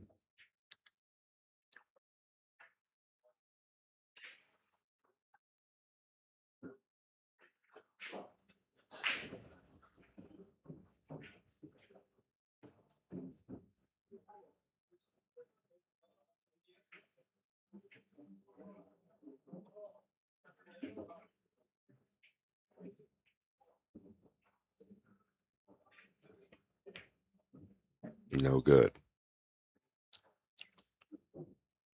Very tough out of that side pocket. It was deep. Pink 4 saves the day, but it was always going to be there, and I think he was aware of it.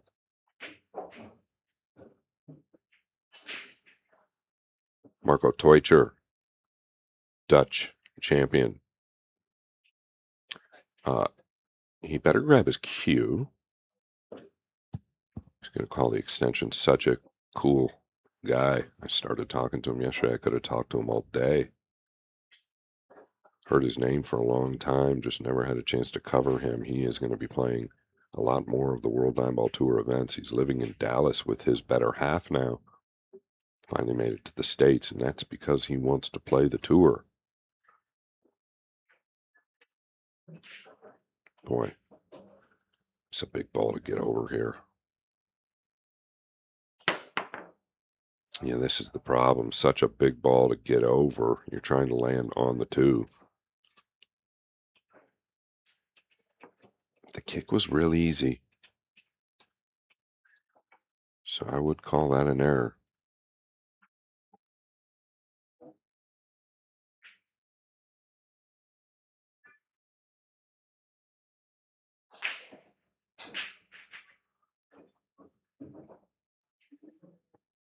Six to the 7 could be a bit of a trick.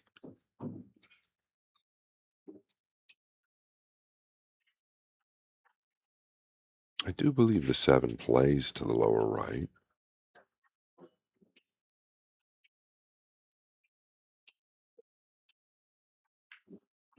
A lot of people say Cledio cues like his brother. I disagree. I don't really feel like their cueing's the same. I think Cledio much looser in the swing.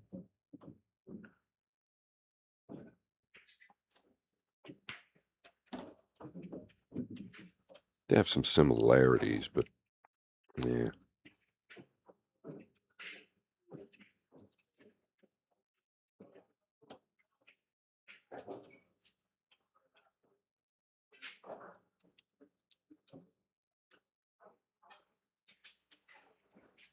He made the semifinals of the World Nineball Championships a few years back, Cledio.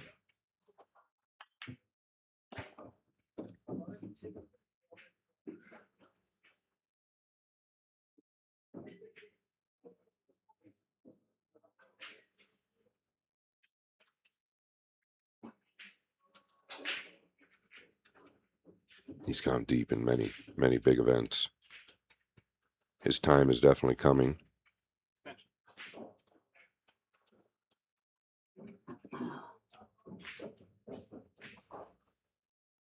I wouldn't be shocked if it's on this string of events this month. He's got a real good start now. What better way to win the Vice City Classic to kick off this string of events? Think he's coming deep below the 9. No, he's coming over. The 8's going to be a big ball here. Needs it to chill, and it has. Great speed. I mean, fabulous speed. Can you check this into the 9?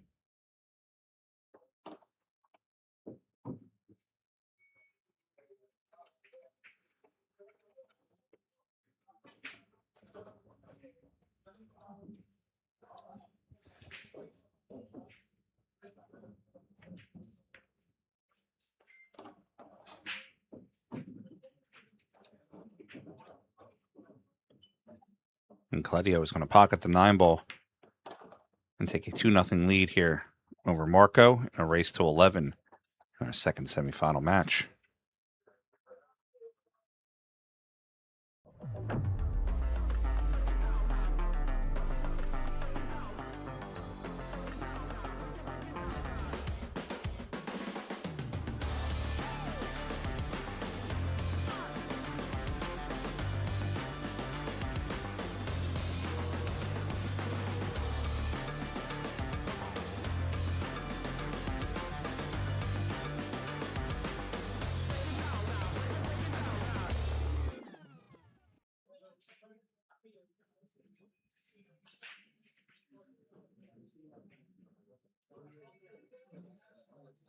Catching a break, leading 2-0. 2-0 on the score going into rack number 3.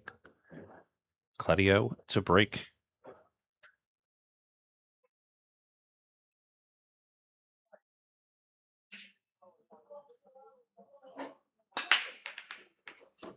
Oh, he was getting that kiss again to the side. Look at this. Flight 29 leaving Fort Lauderdale, Florida at about 2:25 p.m.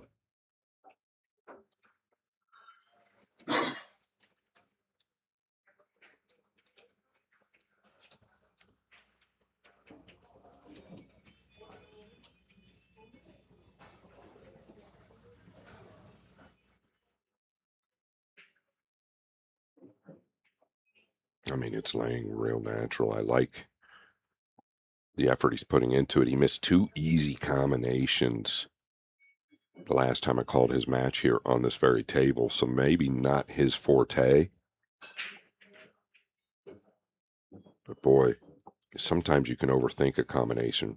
Really just find the aim point on the 9 and forget about it. Stay on the blue 2 to go up 3-0. He's buried it. 3-0, Claudio Cacci, that quick. Here at the end of rack number 3.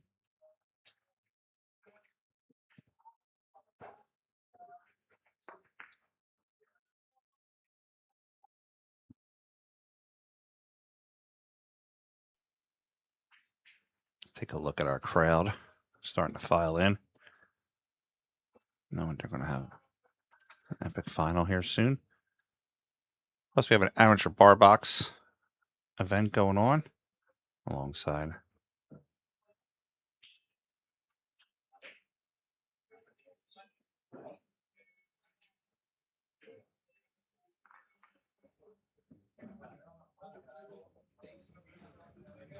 Dominic Dunn walking around. He has not booked a winner yet this week. So it's nice to see a smile on his face. Now, I will tell you, I'll give you a little inside information. He did place a small wager on the guy that's up 3-0. So he finally might have the right side.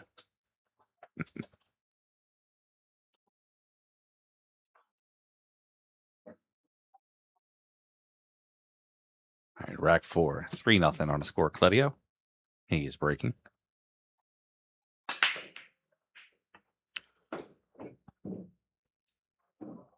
And that's bad news for Teucher. 2 passes the green 6. The 1 was intended to the left side, did not fall.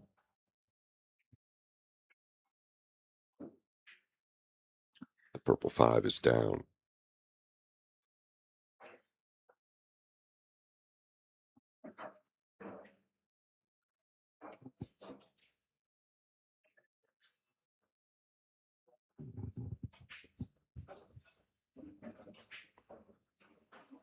Got to get into this pretty well. Coming straight back. Middle table's great. Boy, he didn't put as much on it as I thought, so maybe he wanted to be a little straighter. No, you see his cue. He wanted to be more middle table.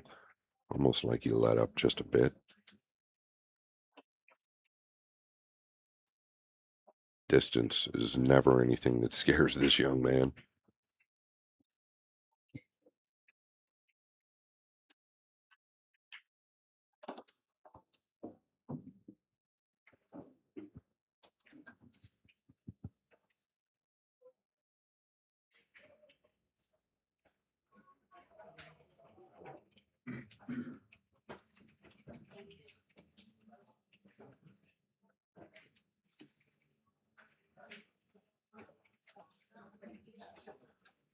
Yeah, the only thing we've seen from his opponent was the jump. A little firm here. I think he's going to be all right. Then to the corner now. I think he's fine. He can go below and above the 8. He can just stay above the 8. I'm not sure, but he can get into it quite well because he's so close. Once again, he'd love to be middle table. I don't think he goes forward to the bottom rail, meaning the right long rail, then bottom rail. I think it's a low outside ball, stays high.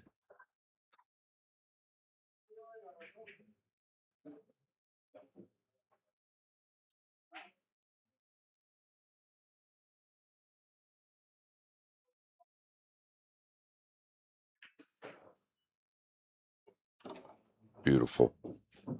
Was a little thinner than I thought. There was no way to stay above the 8.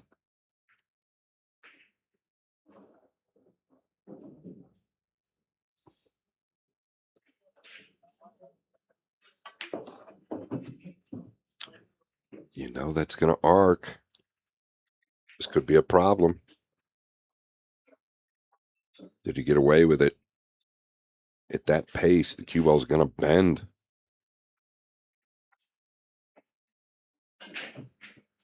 I think he got away with it. Oftentimes that 9 will cover you up.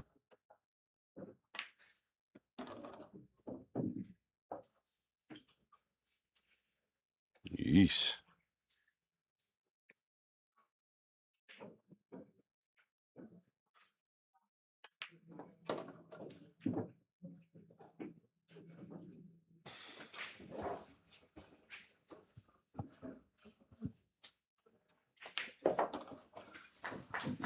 And Claudio pockets the 9 and takes a 4-0 lead here on Marco Teucher.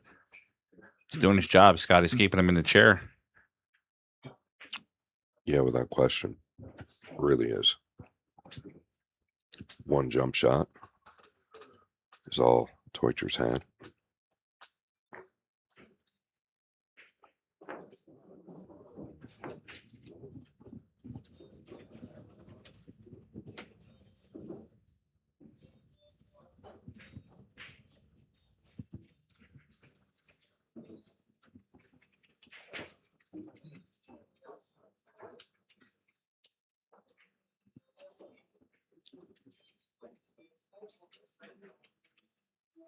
Everybody getting ready for the 3-hour ride up north tomorrow to Orlando, the Caribe Royale, to kick off the Florida Open.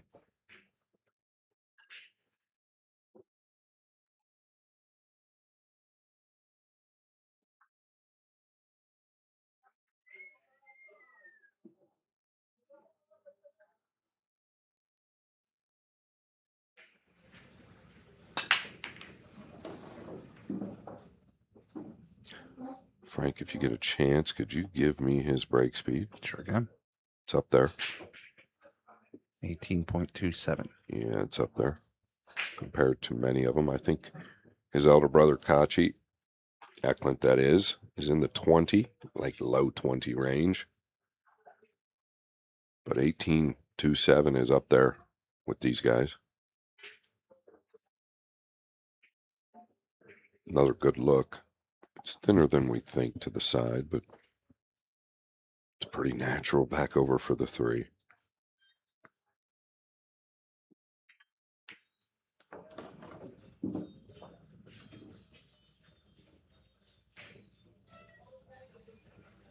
And that break shot really what is keeping him in control. We just did that last match, and there's a bunch of clusters low. They weren't getting good spreads. Mickey and Yap both. It's not the case with Cledio.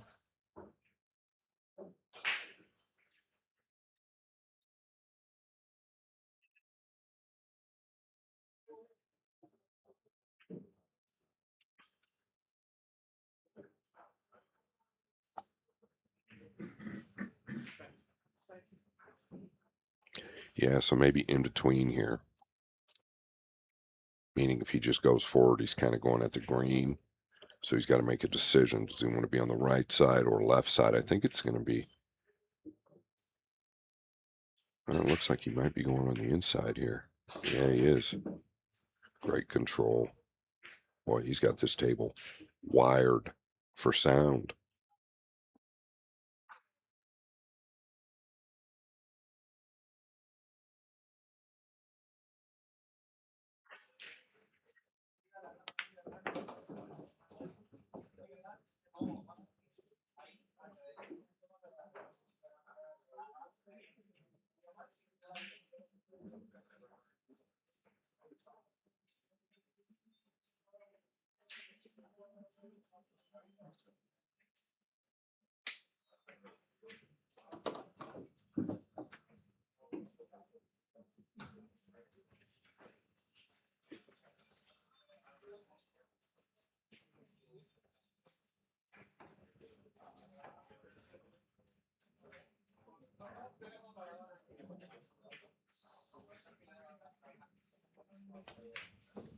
Yeah, notice the low outside ball. A lot of people might choose in high inside there. That low outside helps the 7 to the pocket, especially in a wet climate. It eliminates the opportunity for some type of a kick or skid.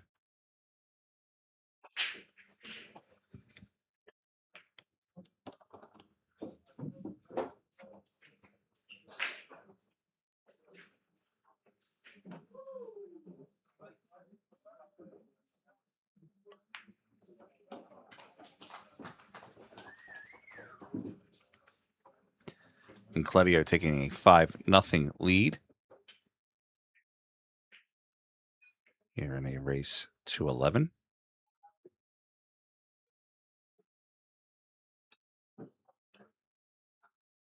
Let's see here, Scott. I see a whole lot of compiling. Yeah, I see a whole lot of the Albanian here. 0, 0, 0, 0. The only percent that Deutscher has is the jump shot, which was 7% of the table time so far in 5 games. Not much he can do. And I don't know how much he's going to be able to do going forward the way this kid is breaking. I really did want to see Marco play. Starting to get a little concerned about that. Rack 6. Little patchy to break.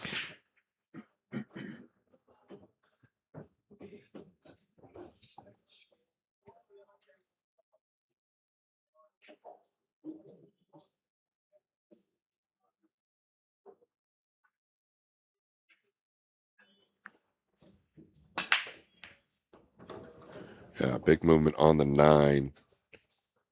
Big movement on the 9. Have a nice day. Mark this one up 6-0. 3-9 is on after the 2.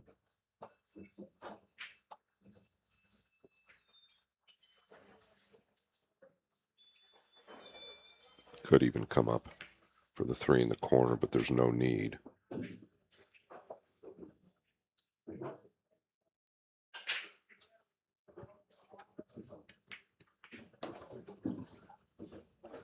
And we have 6 on the score. Just that quick.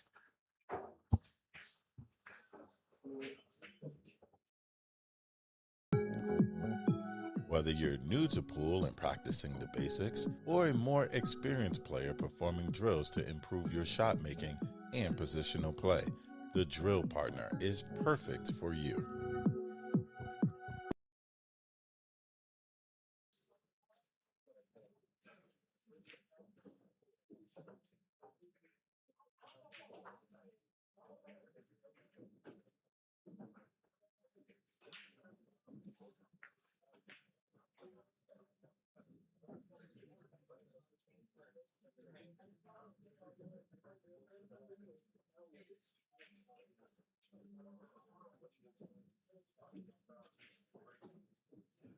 Catching a break, leading 6-0. Rack number 7. Patchy to break. Yeah, he's playing flawless. Breaking flawless.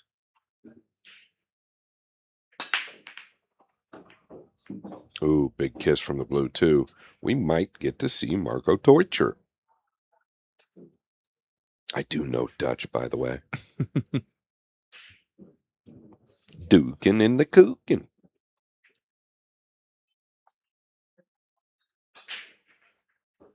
It's the only time I'll say it. And there's a reason.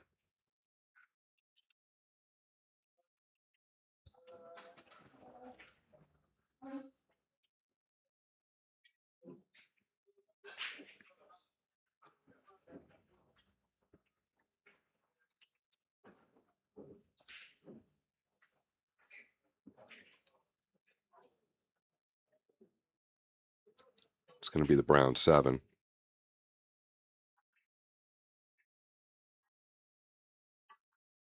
Oh, he's going to thin it in to the pocket. Wow. And a rub on the 6. How about just perfect? Unbelievable from here. Played a two-way. I did not expect this young man to fire to the upper right. Take the pot.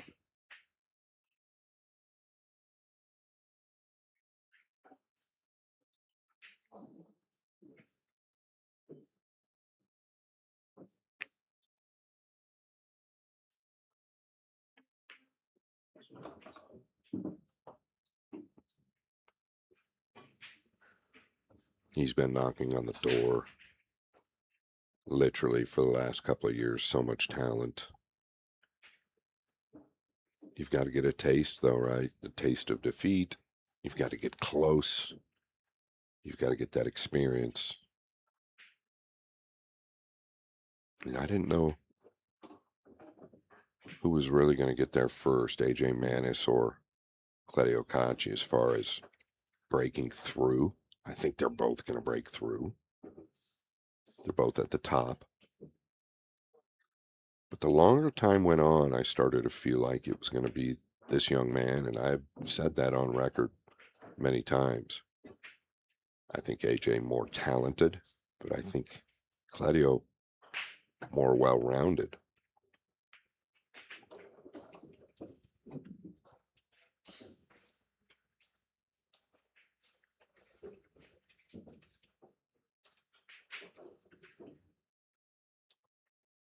Incredible what he's doing here, to be fair. He's making this table look easy.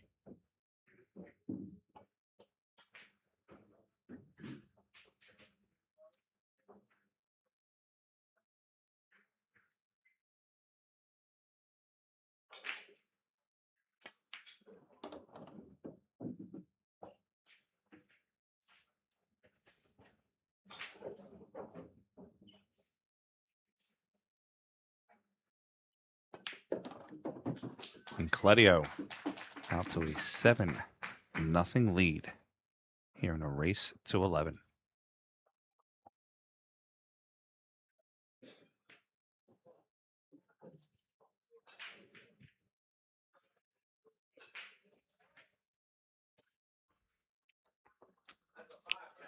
Unshakable performance. Check it out, guys. The link is in the bio down below. Just check it out. There's a full video I did describing exactly what you get for the money. The money is very affordable.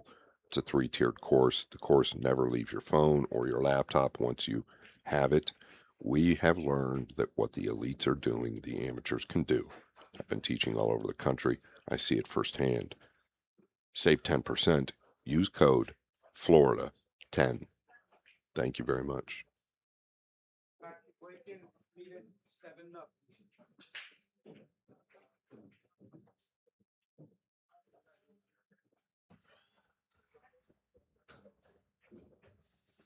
Rack number 8.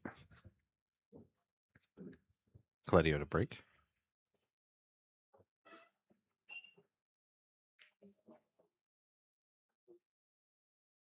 Can he continue this?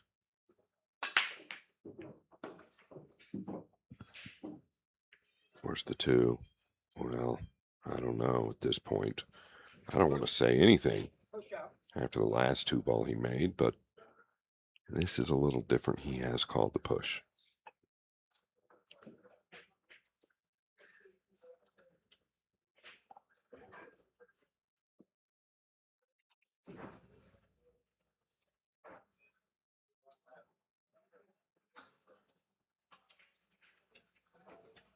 You see Marco Teutcher at the top right of your screen,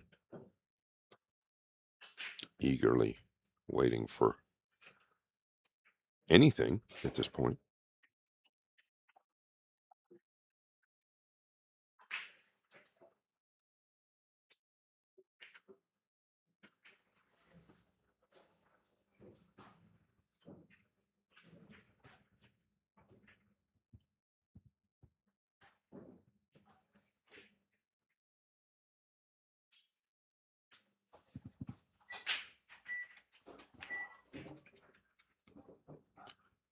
Yeah, we're just causing a little more congestion on this side. Dave Bartosiak, owner of Classic Billiards, yelling, "Come on, Marco." Yeah, not much the young man can do.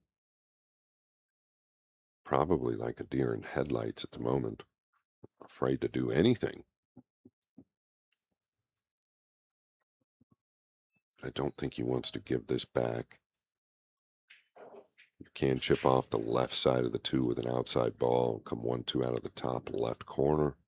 Try and find protection down here with the 6, 8, 9, potentially the 5. Is he choosing a different route?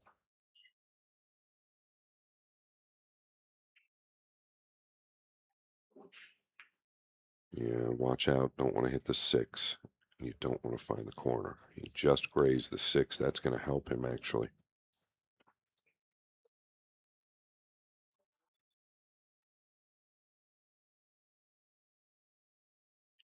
Does have a gap to the 2.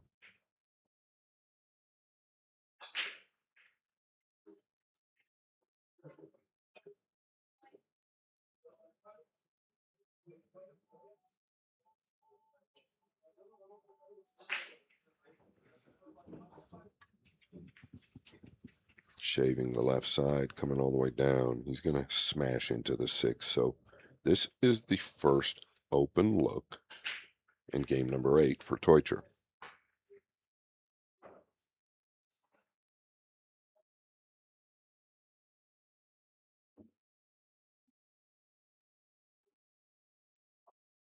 Not easy. Everything becomes magnified in this position. Pockets get smaller.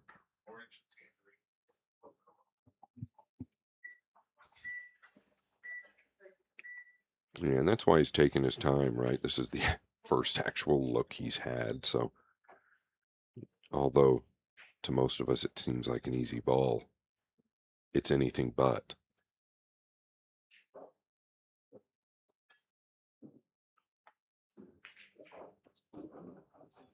Well done.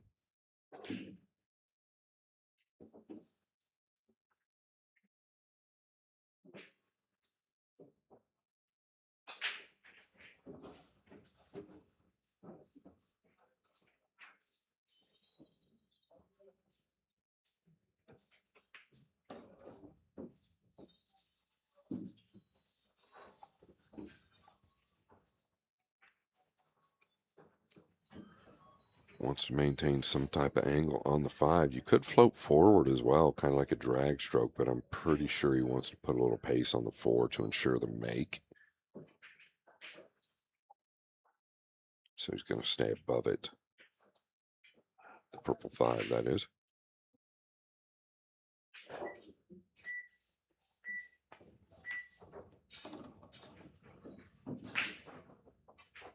Yeah, a little flatter than he liked to have been.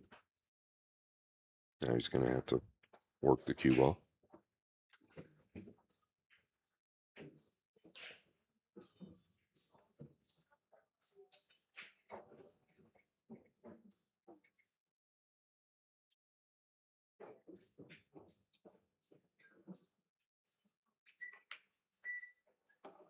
That'll work. He used all the pocket to get that angle.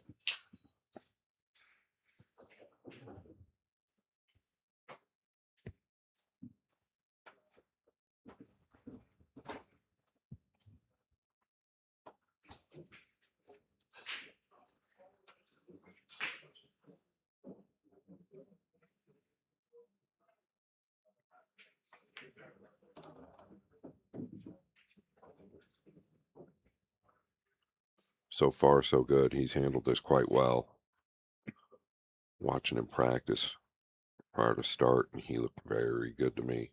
Smooth.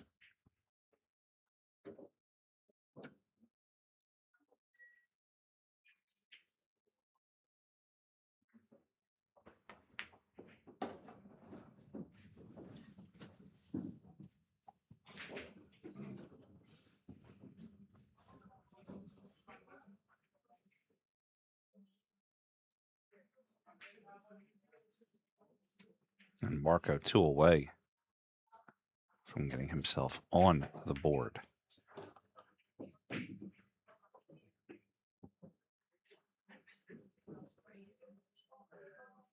It's a big rack, Frank. It kind of takes the pressure off of him because he's trailing so far, but the first rack is magnified, right? Yeah. So big rack for him. We'll go back to the stats now that he's been up to the table for a little bit. Notice that pocketing differential there. Yeah, all due to the table time.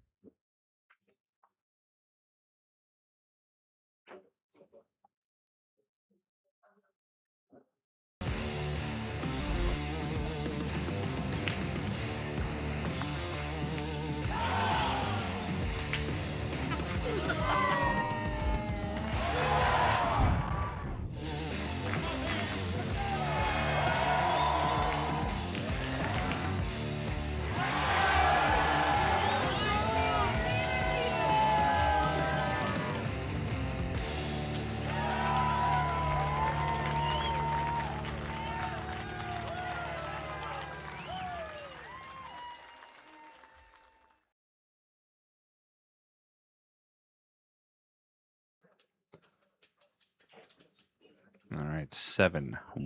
Cledio Caci. Over Marco Teuscher.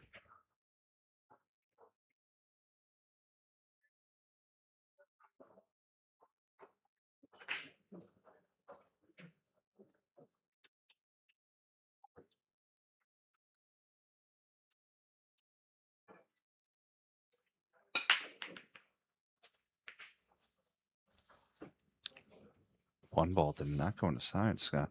Yeah, that's not a good sign. You could hear the sound as well. The hit was off. That's not going to get it against this young man here. You have to fight fire with fire. Your break better be on point. The miss hit.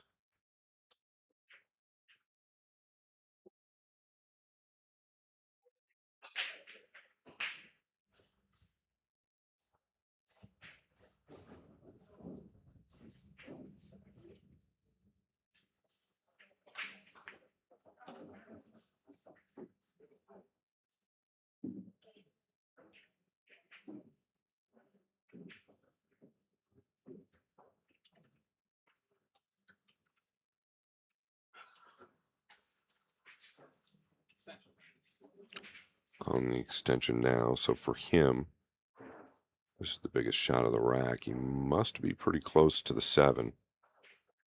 He's got to come over here and take a look. That tells me he's real close. But notice how players will come take a look from this side. It's definitely different. There's a reason they do that.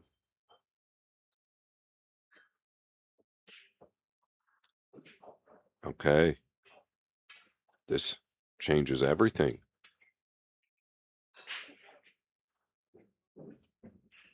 I still make him a favorite to bury this.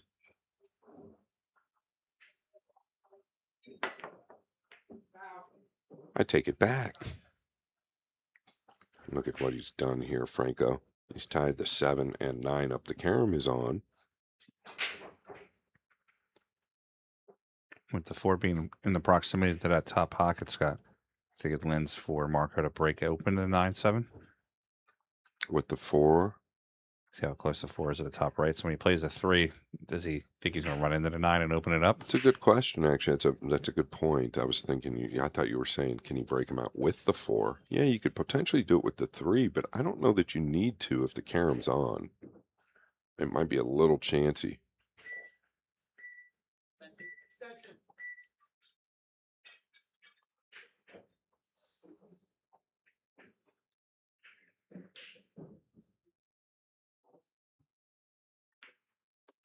I think this is all preference, right? Because to your point, he's really trying to get the cue ball in the right position. So potentially, but I would not try to disturb the 9 coming out and make it worse, which that is worse. And I'm almost positive the carom was available. So I did, in your decision, there's nothing wrong with it, but I did not like where he chose to put the cue ball to open those up. You were never going to get a lot of movement out of the 9 just coming backwards. So I would have stayed low of the 3 and crashed into him. Not saying this combination doesn't play, but now he's got more work to do. Doesn't want to fall flat here either. Yeah, so things a little edgy right now for Teucher.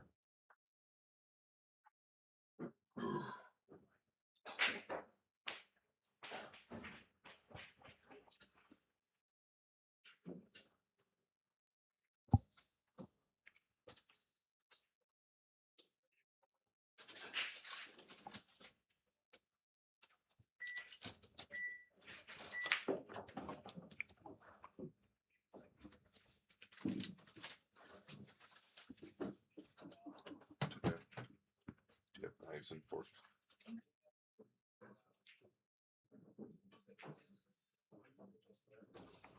Yeah, long and straight here. It's going to be obviously the 7-9. I don't know if you can cut the 7 to the 9, though.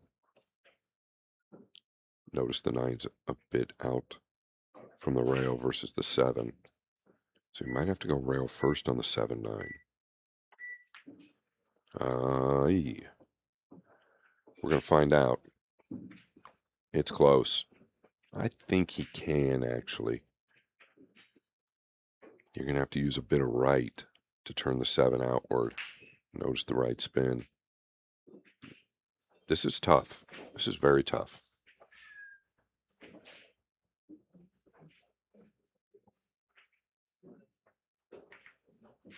No good.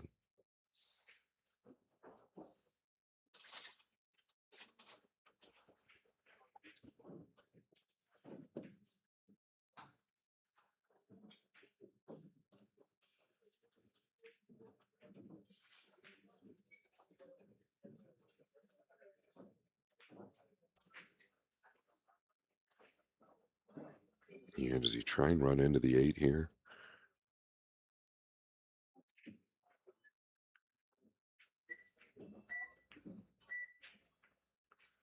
Yeah. I think it's go time.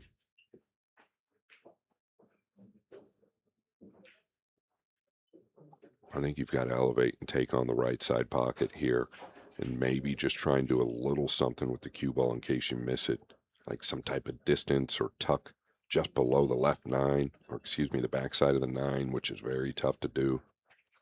Or you just commit to the side pocket Boy, that clock sure seems fast. Oh, he's tucked, but right off the 9 into the drink. It all started with what you talked about, Frank, trying to open the 7 and 9 up when I didn't really think you needed to. Now with 2 balls left, Little Kachi is going to take a 7-game lead.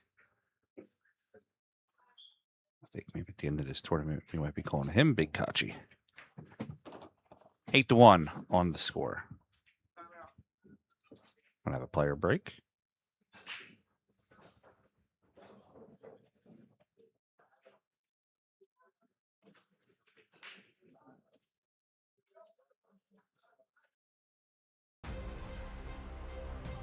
Every new beginning starts with courage. And round here, we have that in spades. One shot, the break, it changes everything.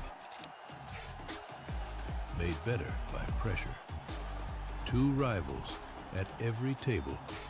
A crowd free to live in the moment.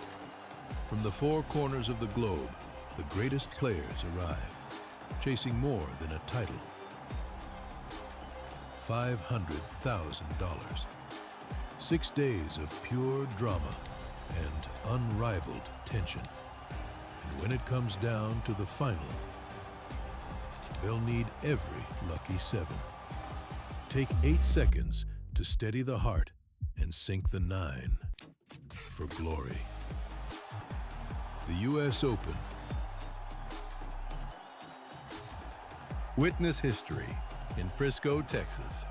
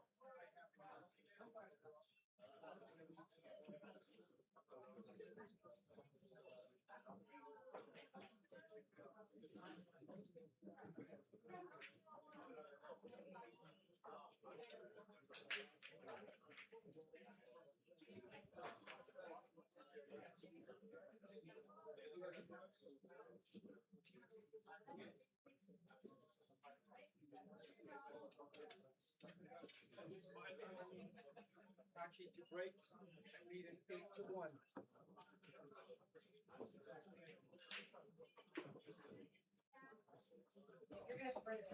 All right, Claudio Gacci.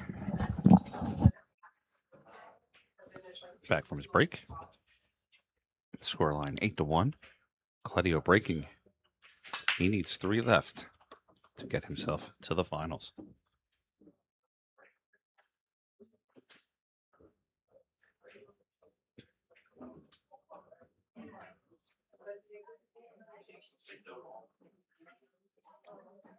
Yeah, the 2-3. Excuse me, the 3-5.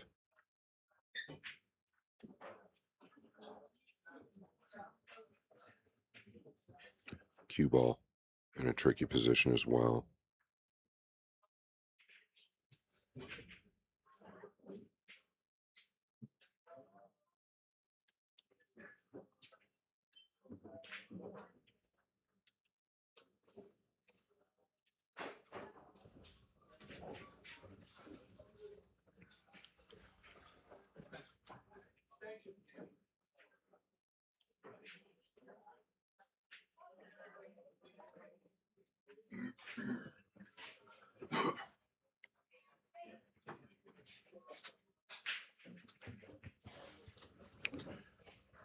Yeah, I don't know how steep he is here. Is he going to the 4, kind of, if he goes forward? I think he can miss the 4. If he can beat the 4 and get to the left side of the table, the 3-5 is available to the lower left.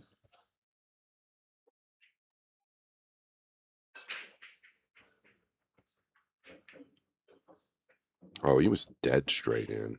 And that was the problem all along. I still believe it's available, the 3-5. Keep an eye on the 3 in proximity to the 9 if he takes it, Scott. Yeah, he's got to cut the 3 so much. I think he's going to hit it with a little pace if he plays it. Yeah, I didn't mind just chipping it. Pretty smart play. Didn't get the cue ball where he wanted. But real smart. Distance is a big friend of yours on this table. Marco wasting a few times on the shot clock with putting his glove on. I would have thought he came to the table maybe prepared on that.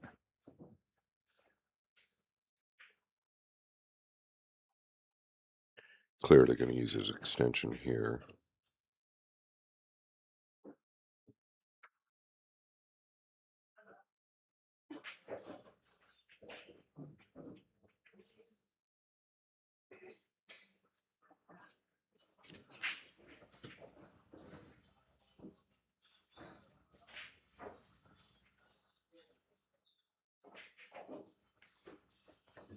Really good hit. Needs a little help. He's going to get it.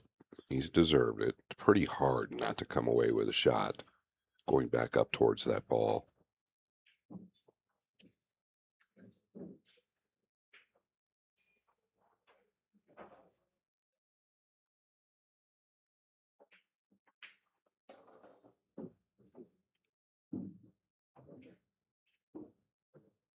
Out towards the right middle here.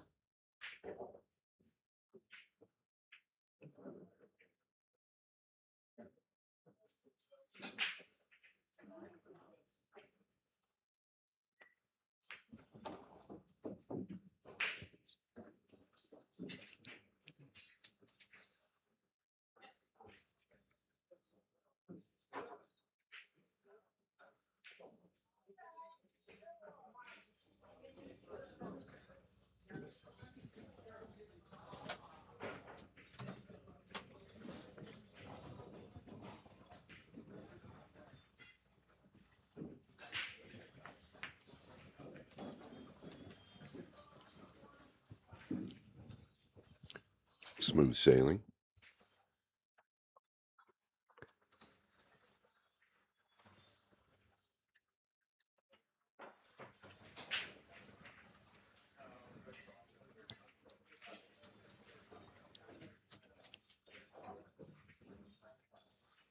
Teutsch going to play the 8 to the bottom corner. I'm going to play the 9 in the same pocket.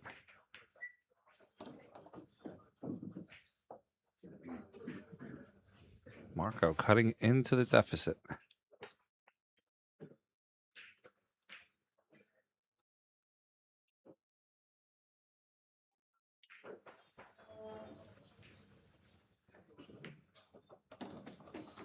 (8-2) on the score.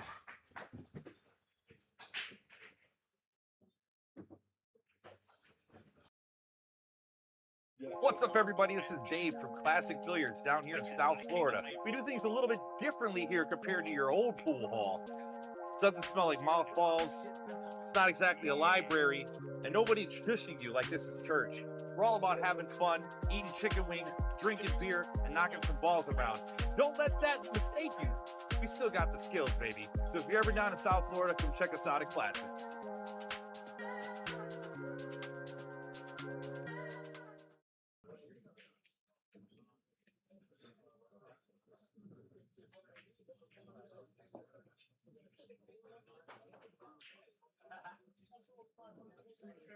Break, challenge, 8-2.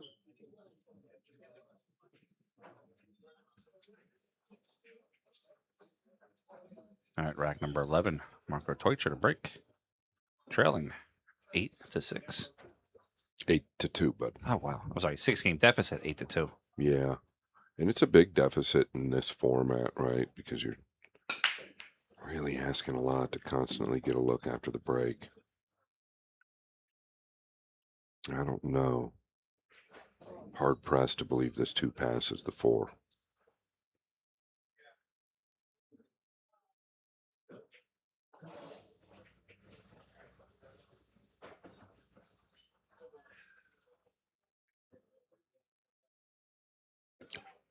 Can you 3-rail this around the 4 and stitch him up under the 3? I don't know if that line's on. Probably not.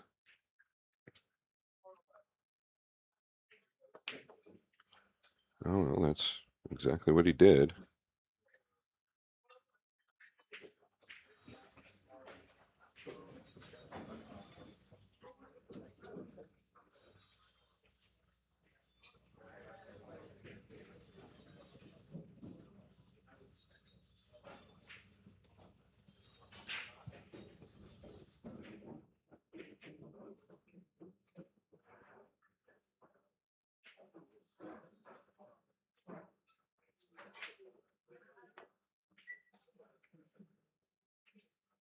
Was trying to come behind it. Things going his way, but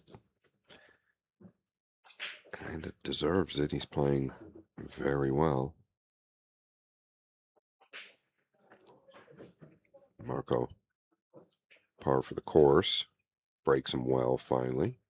Straight in on the 2, and the pink 4's got him eclipsed.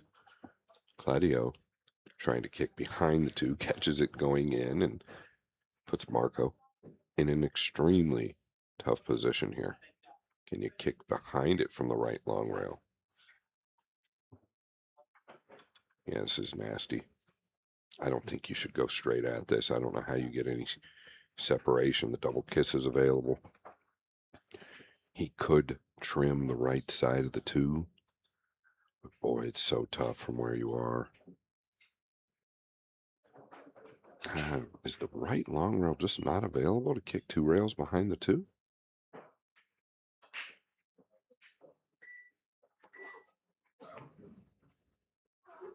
Tell you what, he did great just to miss the 5. How about this? How about it? Wow.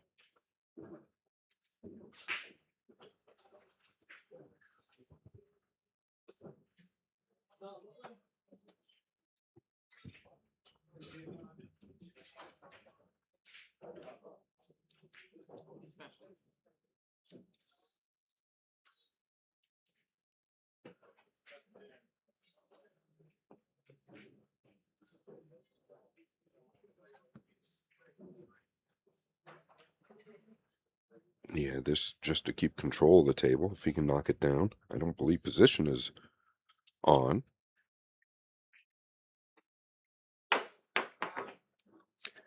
Ian. Big ball to get over there, so ball in hand for Teucher.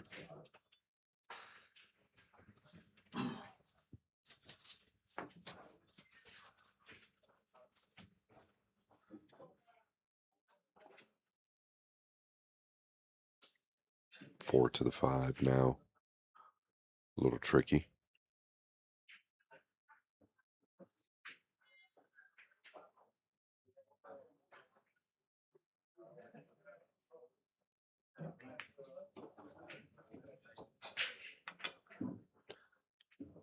Yeah, real weak there. Let up.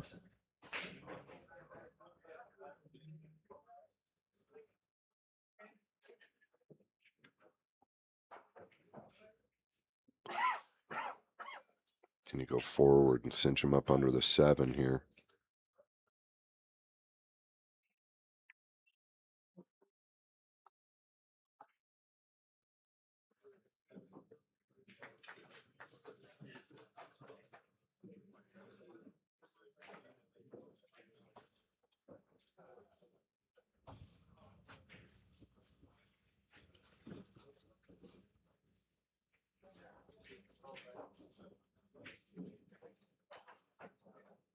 Can you bend it into the left long rail around the 9? Did he take a look at that? He must have looked at it.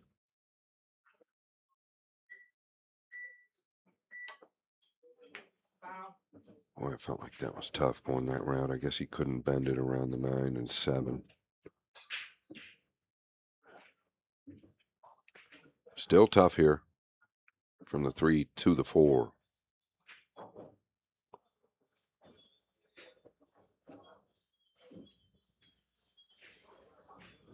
He's right-handed. That doesn't help things.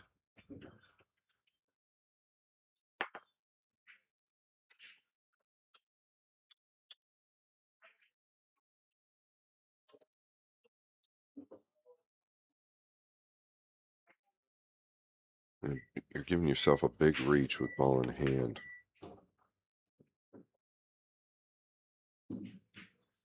Well, he's arrived.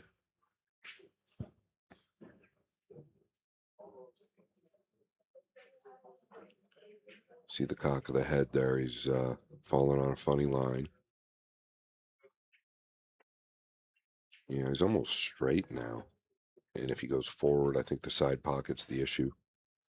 5, I don't believe, plays in the upper right.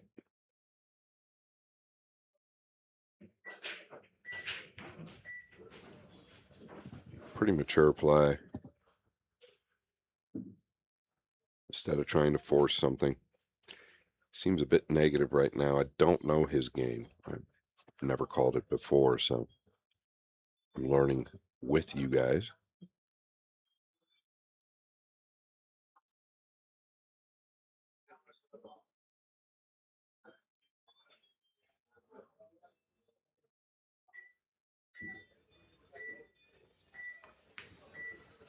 Good hit. Under the beeps.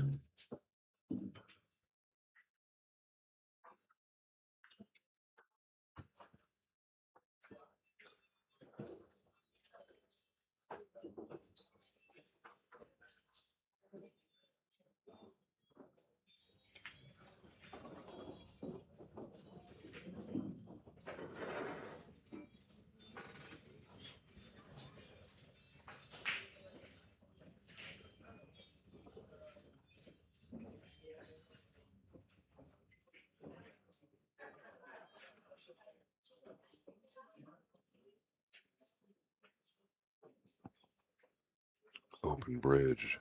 Just going to pinch back past the 9.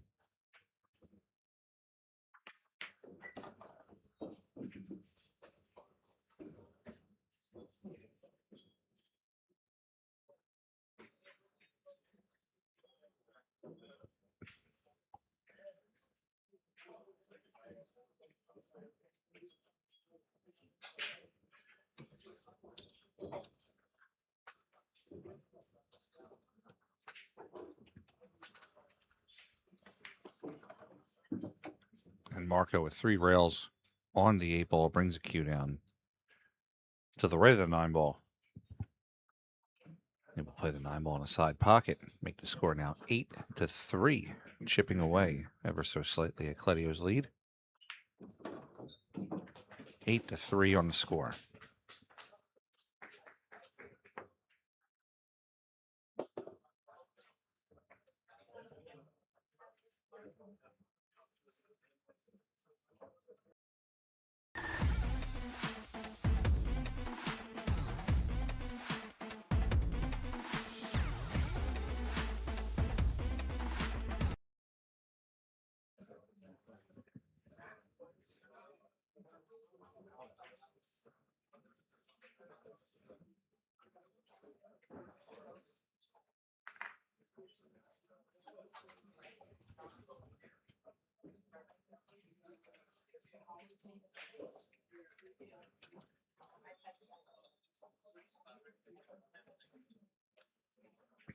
All right, going into rack 12.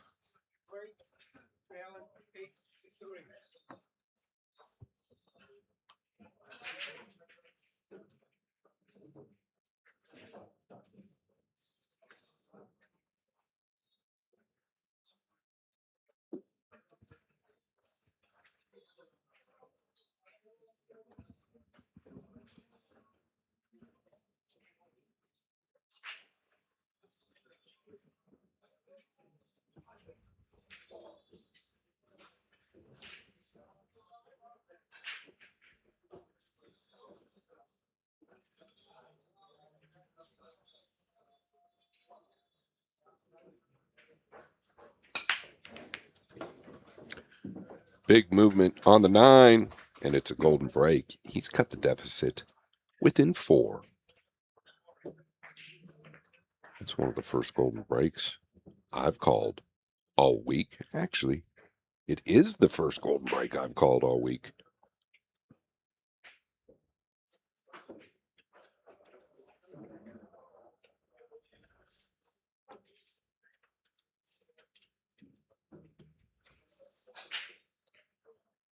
Couldn't have come at a better time.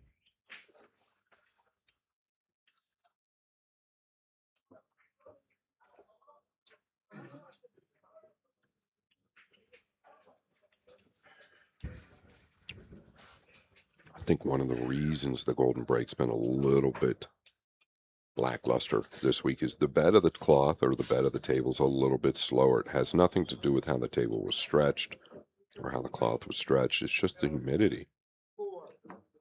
But most of the time, that hit right there just hadn't reached the side pocket. Well, he got into the 9 extremely well there. There was no question. It had the speed.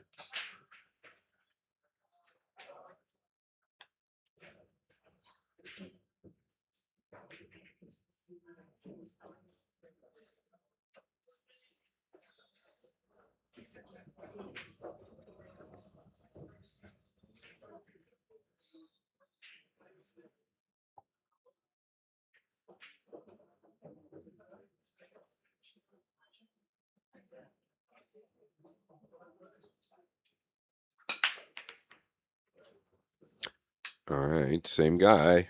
The green 6 has trickled in.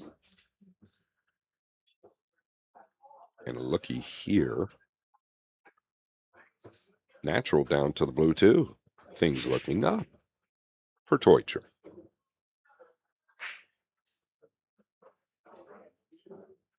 Just kind of weighing it out here. I'm wondering if he's a little too steep, kind of like he's headed towards the Bumblebee.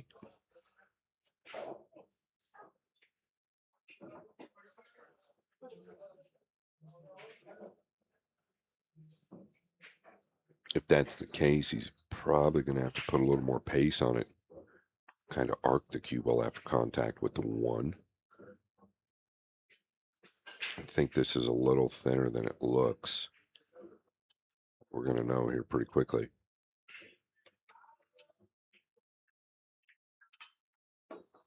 Really hesitant there. This is not going to get the job done.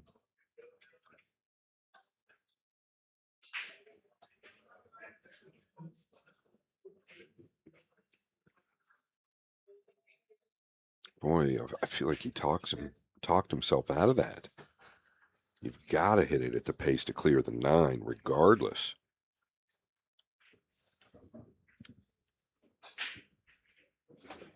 He's right-handed. How does he reach this? Oh, excuse me. I thought that was the jump cue.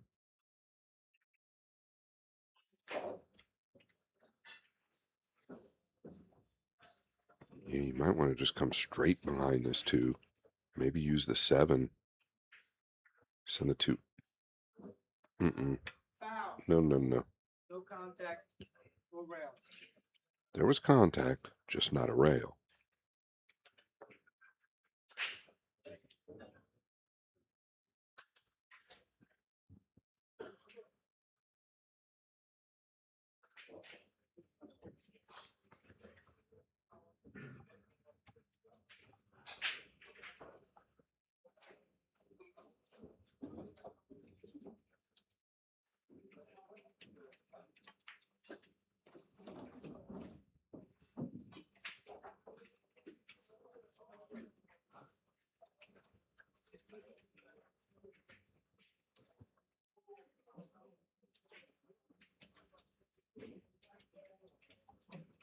Pretty straightforward this. You can stay center table for the purple 5 to get to the 7 in the near future.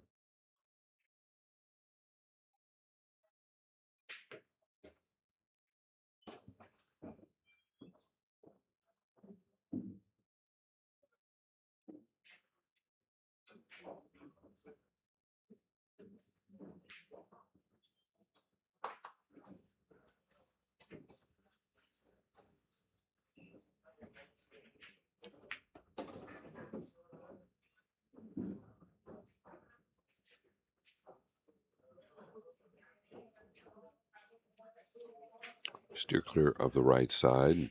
Steer clear of elevation on the black 8, and you're home free.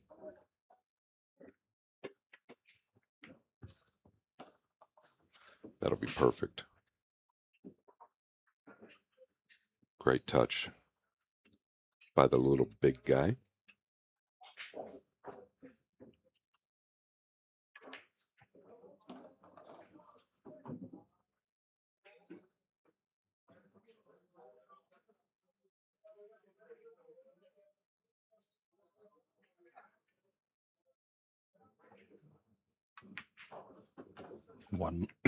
One left for Claudio Cacci to the bottom left corner. And he will take a 9-4 lead. 9-4 on the score.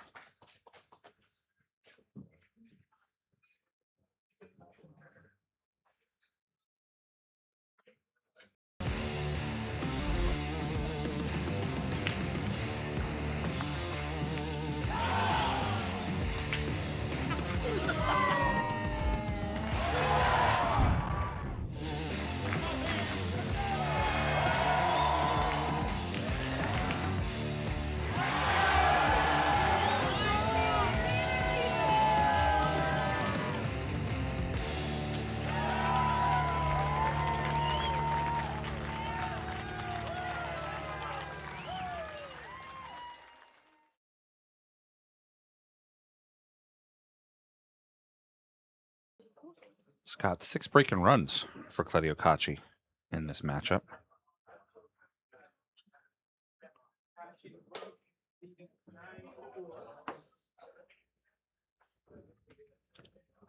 Yeah, pretty incredible.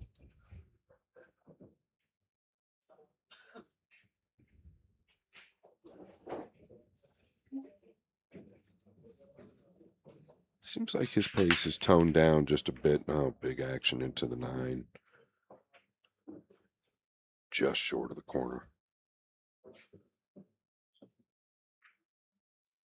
Is there some type of two-way play here at the 9?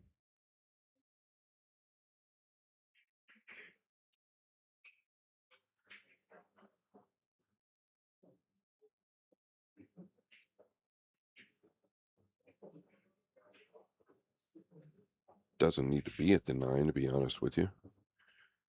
I don't know if there's a bank to the right side here, kind of like a two-way play where you could just kind of park right where he's at. I don't know if you could bank to the upper right corner where the cue ball's at. Can you cut to the upper left and find the gap between the 5 and 3? Let's see what he's got up his sleeve.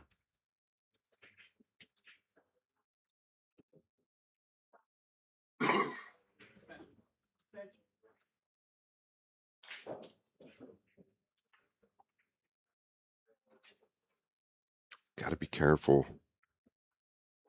if you're passive here. Make sure you're snookering him. I think he's going to the cross side. If he misses it, it's going to come along, you know, like so. If he didn't want to catch the point, Teutcher has 2 options. Carom into the 9 or combo into the 9. And I believe the carom is pretty natural.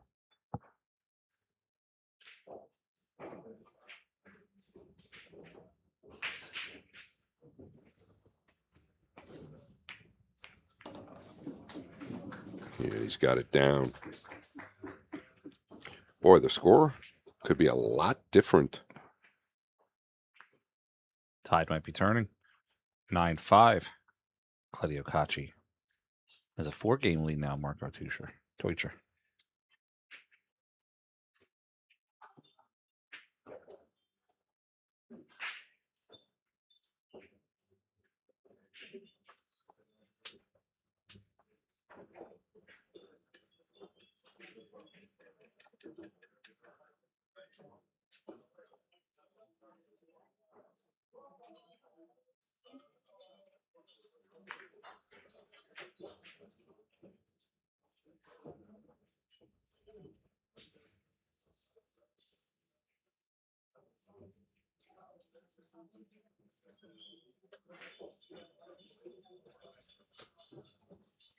Great. Down in 9-5.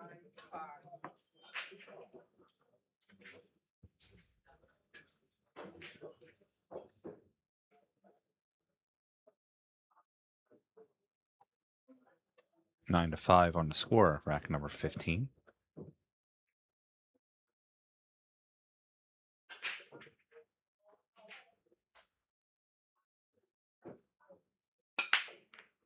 It sounded okay. It's going to be dry again. This time everything sets up.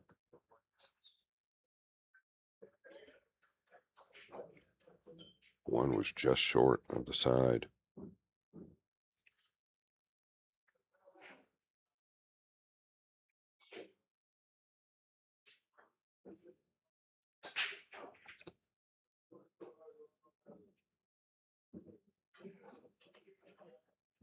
Yeah, you want to get near straight on this too. The 3 in the upper right, the 4 covered up by the 9 and 8 down here. Starts here. You want to get deep enough on this long rail. Yeah, I believe he's got there.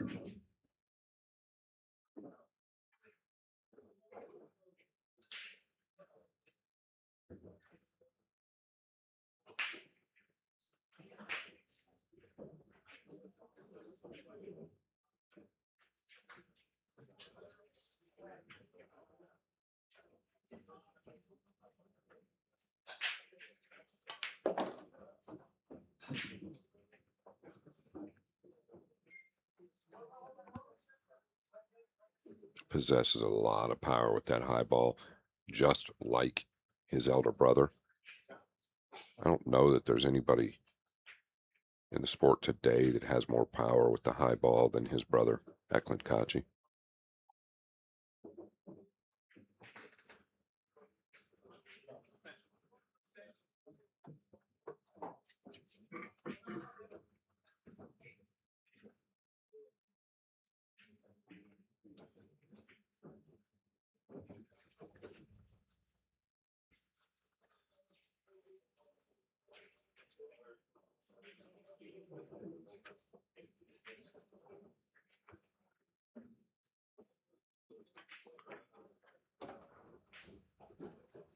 Feels like he's got sideboards with the black 8.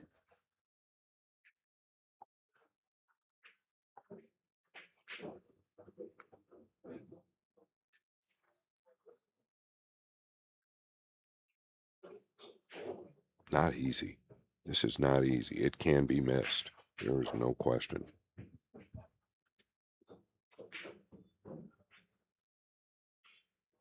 To get on the hill.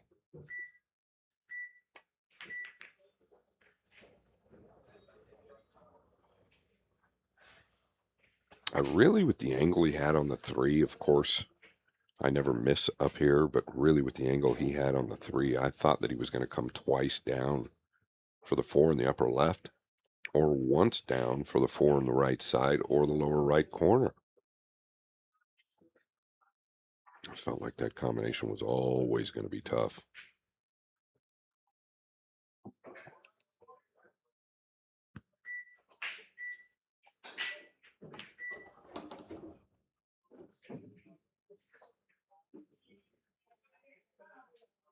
It's going to work out. A little smirk from Teucher. He's an emotional player, which I really like.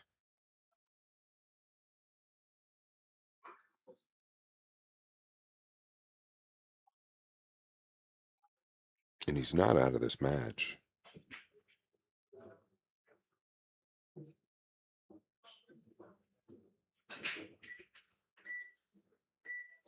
Don't know how much shot clock management he's used to.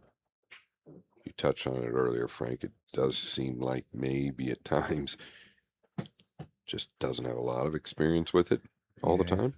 Clock management's big. Control your pace.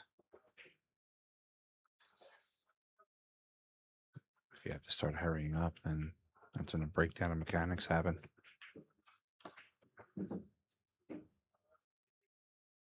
And really want to be near the rail. I think he's okay.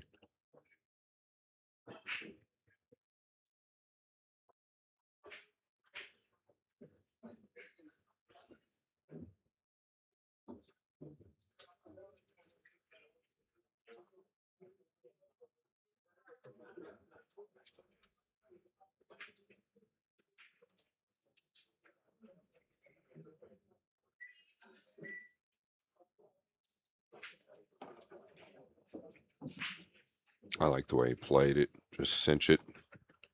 You can hit this with a little pace as well.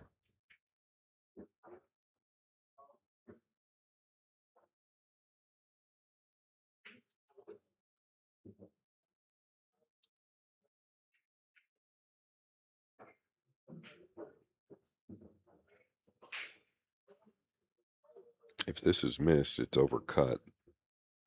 Well done.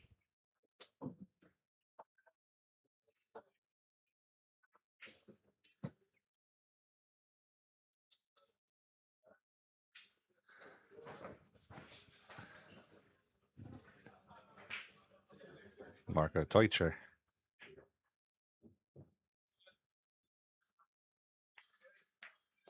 Nine ball in the corner. Make the lead now 3 for Claudio Cacci. 9-6 on the score.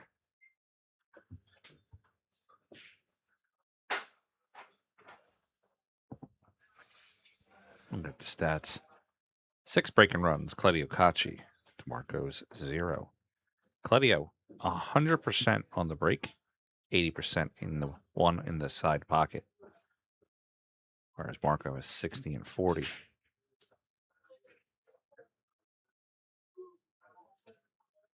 Ball's pocketed, almost double, close to double for Cledio. And 3.5 balls an inning.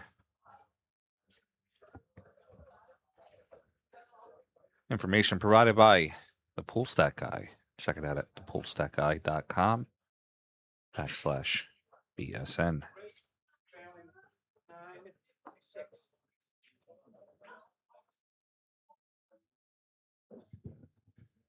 Getting ready to start rack 16.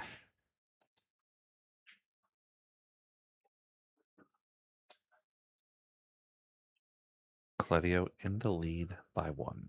I'm sorry, by 3.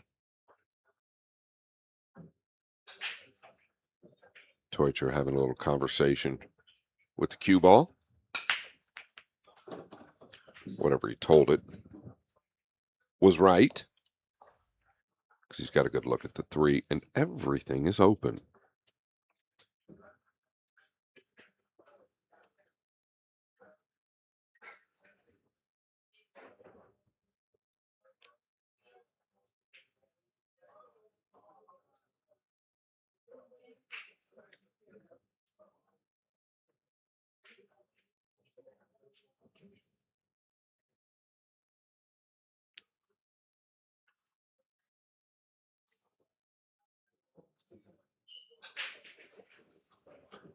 Yeah, really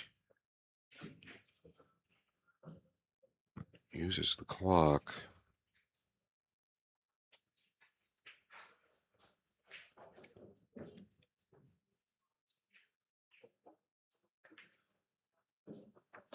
Nice hit. Typically pretty natural shot for most of these guys. Maybe wanted a bit more out of the cue ball there towards the center. You can use a low outside ball. Call the extension there. You can come 2 rails under the 7 if you want to avoid the inside ball. He doesn't seem to mind it, though, the inside. Chose the 2 rail option.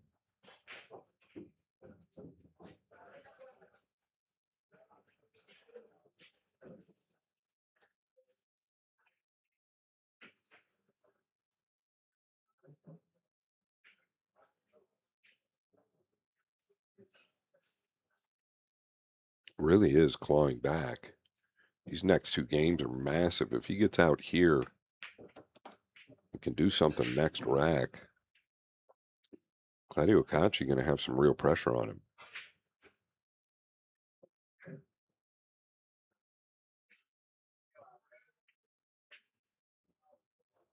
Seven to 0, 8 to 1 was the lead at one point.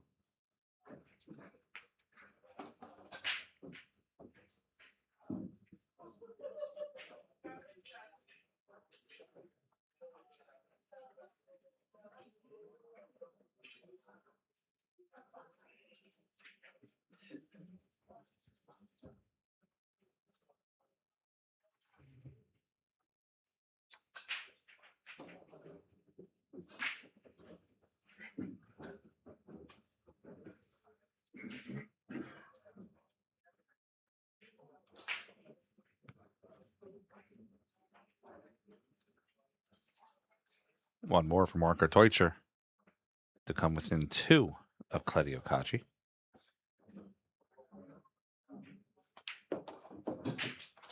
Nine, 7 now on the score.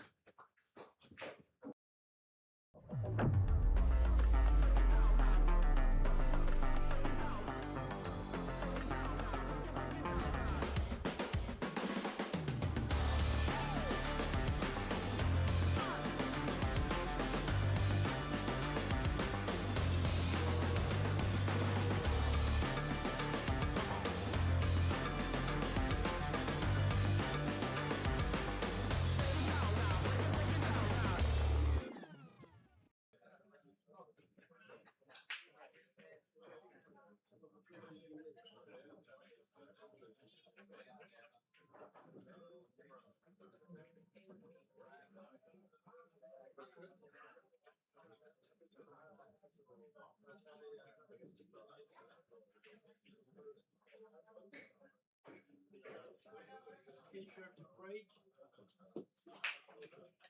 Trailing 9-7, please. 9-7 on the score.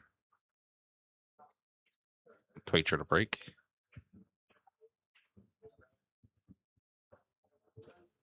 Yeah. He would like to have the same conversation with the cue ball that he had last rack. There he goes. All right.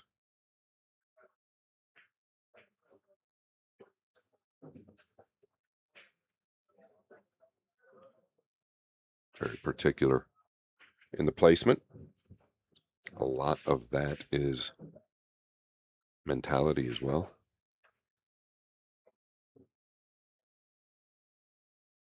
Big break off right here for Teutcher.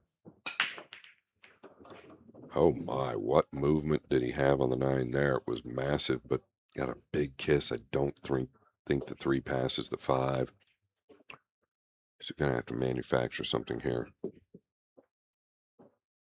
He's getting into the 9 better than anybody I've seen this week. I mean, got huge action. The 9 just got a big kiss over there on the left long rail. Boy, if it's that tight, I think you're fooling yourself to take this on in this position. You've got some options defensively.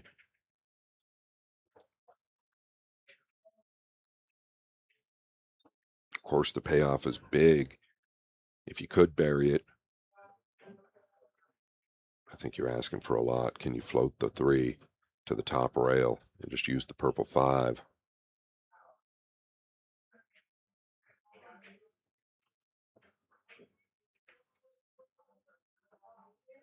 That'll work. I think he caught the 3 a little thinner than he'd liked as well.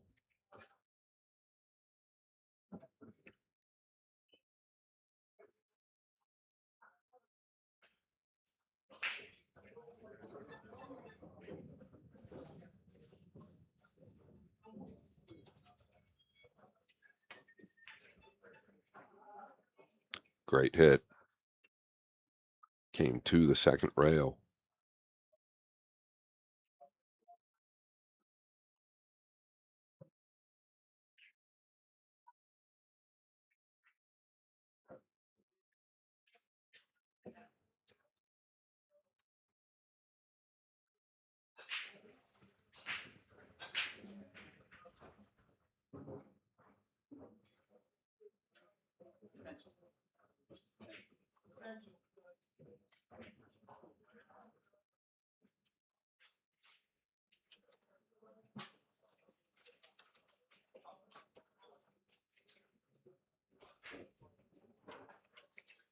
Coming behind the 3 here, I think.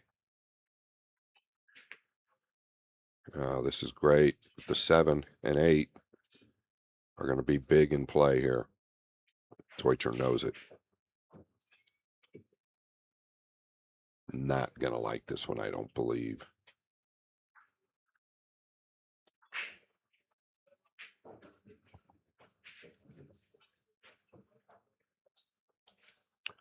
Does he take a chance and run the cue ball just a little bit, like nice and tight up in between the 7 and 8, or do you just take the hook? Yeah, he ran it a little bit. Risky here.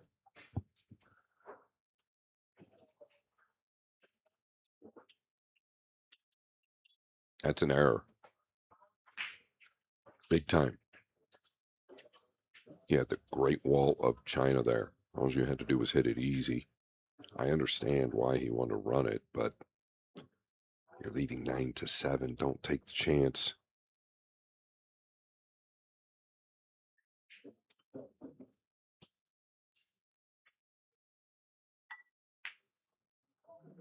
Where are you going here?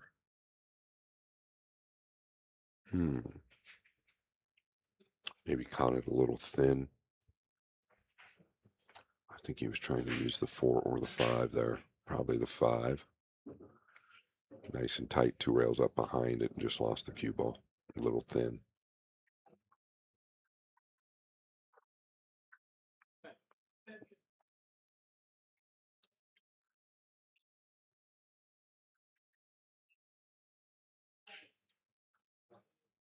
Can you shave the 3 in between the 7 and 8 and wrap around up table? Can you go through the 3 and just trickle in behind the 7 and 8? I don't know. That's pretty tricky. Really easy to catch a 7 coming down through there. Much safer to shave the 3.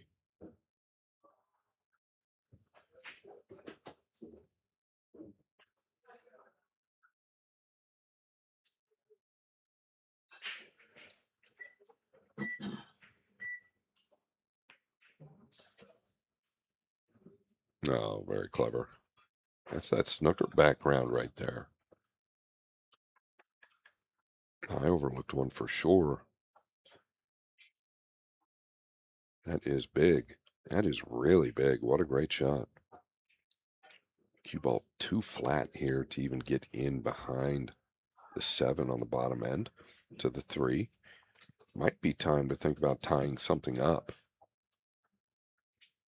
Why is he going at this? Really? Wow. Wow. At that speed, you can't really expect anything more, but what a great hit.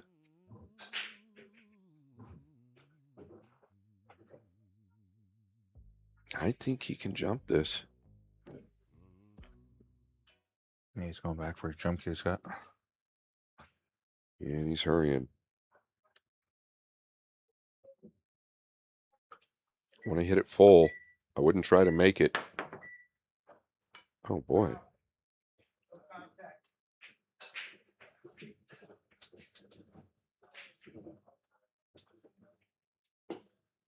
Yeah, I don't know. What I do know is ball in hand for Kachi to get one away.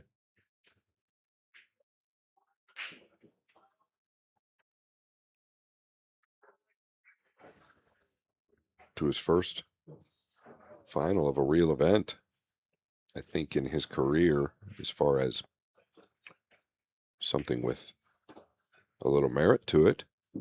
Only 20 years old. What a career he's got in front of him.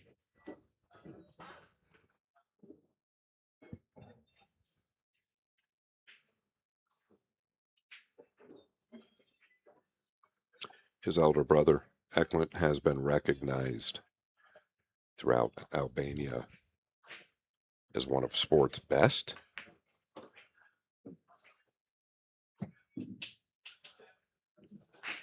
I don't think Claudio is too far behind in the coming years.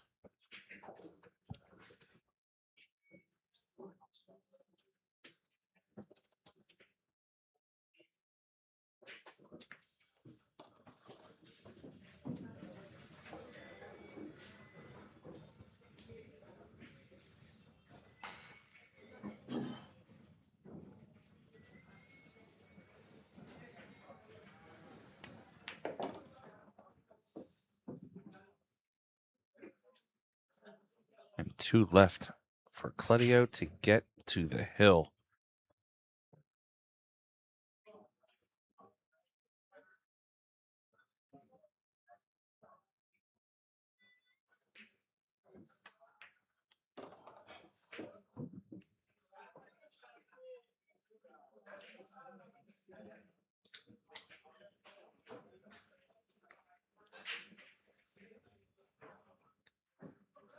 Nine ball to the top corner.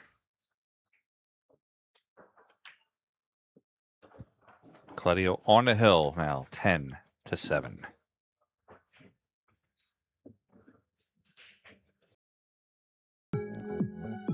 Whether you're new to pool and practicing the basics, or a more experienced player performing drills to improve your shot making and positional play, the drill partner is perfect for you.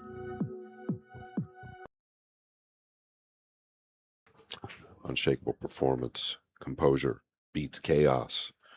Do me a favor, there is a link in the bio down below. Scroll down when you go onto the site. Check out the video that I made for the course so you can understand what it's all about. Use code Florida10 for 10% off. This course sticks with you forever. I promise you that you'll find good value within it. I have not gotten any complaints yet, and I was nervous. Thank you, Frank. Of course, buddy.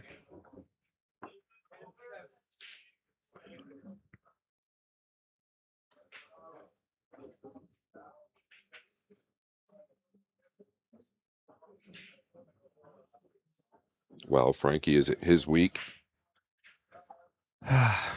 Claudio's playing well. I think he may have got a little chip on his shoulder when Dave said we're going to call him Little Kachi. Big hit from the pink on the cue ball. Otherwise, I think he's got a pretty good cut on the red 3. Watch the cue ball here. Big kiss. So now, boy, can you shave the 3 real thin to the top rail? Come down into the 8-9.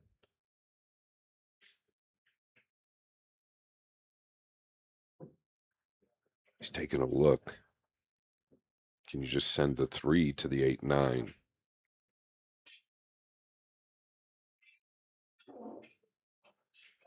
One away from the final.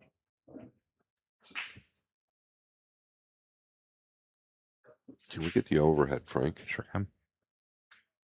I think he can go at the 8-9 with the cue ball.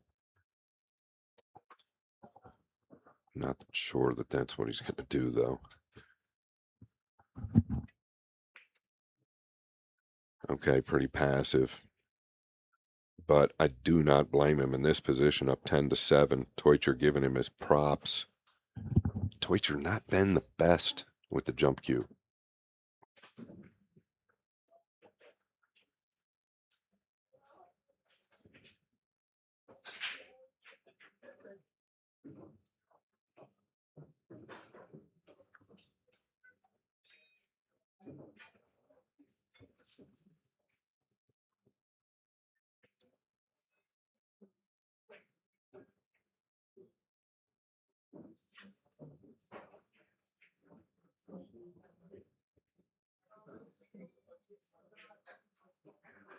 All right, going to the air.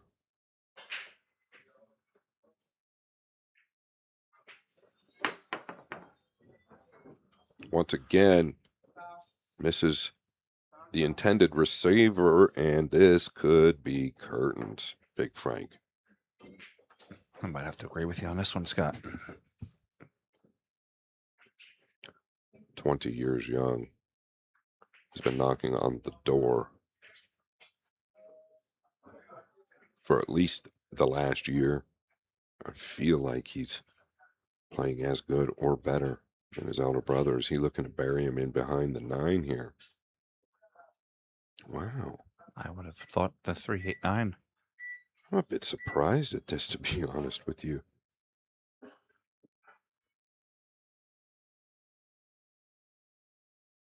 Didn't have to play the 3-8-9 necessarily. I think the 9 was a little high. But I figured he'd just take ball in hand and then play the 4-6, then just run out and play the 8-9 at the end. But there's a reason he's here, and I'm where I'm at.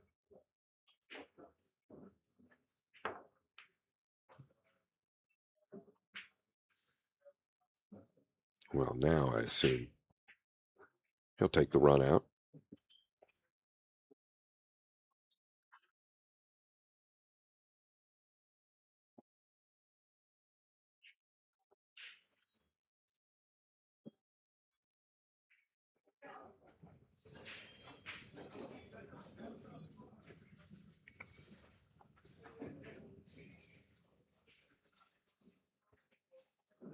Slightly elevated here.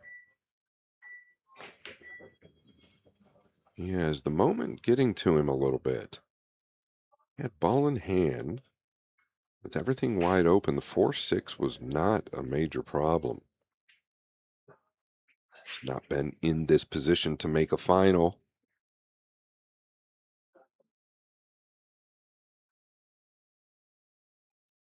He did make the semifinals of the World Nineball Championship. I believe it was Fedor Gorst that eliminated him. Okay, he's buried the 3, cross corner. Same type of shot, cross side. Nowhere else to go but the right side pocket.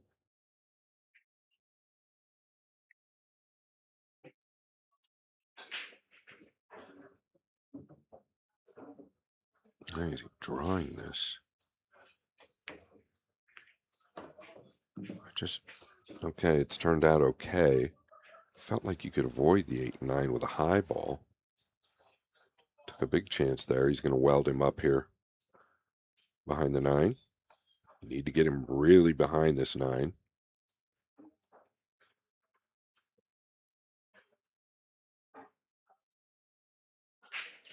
That'll work.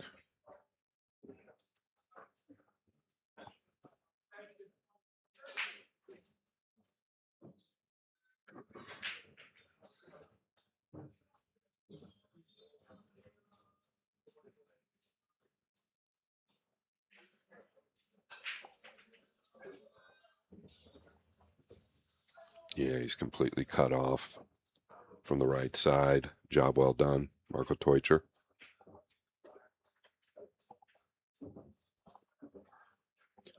One, two, three behind it. He's got to just miss the right side pocket, if that's what he's doing.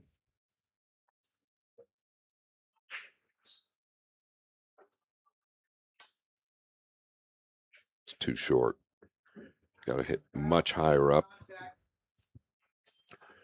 Wow. Okay, interesting set of circumstances here in game number 18. Still a bit stunned that he played safe with ball in hand on the 3.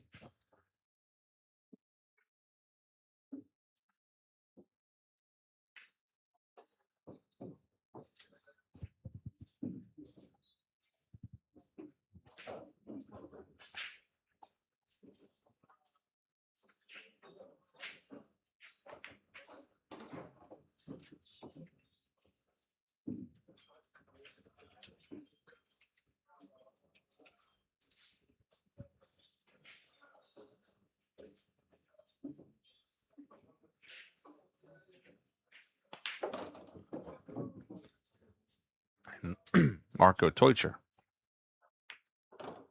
is now going to close that gap. 10-8 here in rack 18. Let's look at some turning points here, Scott.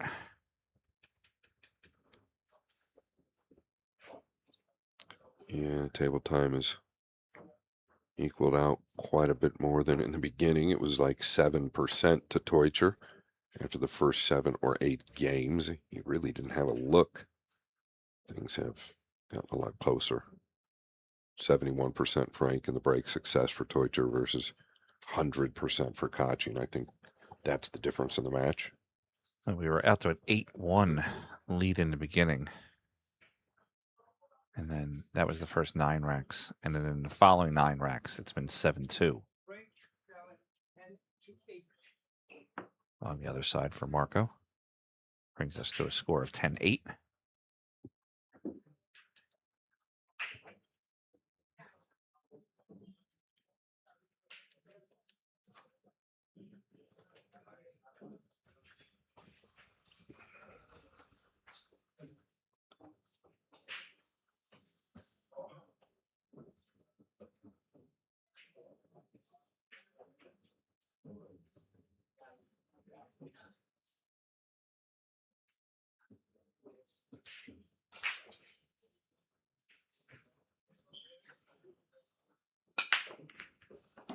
All right, the 9 down. He's going to be open on the 2. It's thin, but he's open.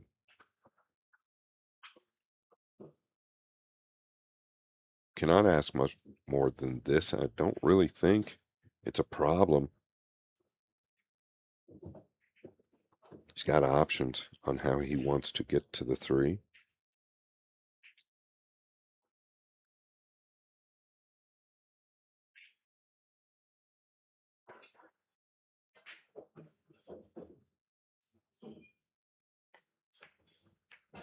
Oh, he's kind of real heavy. Put a funny stroke on it right there at the end.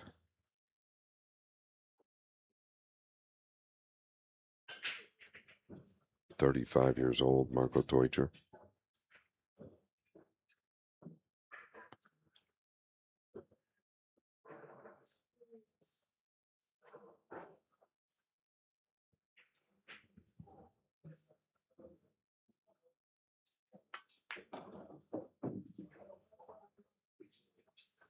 A little light.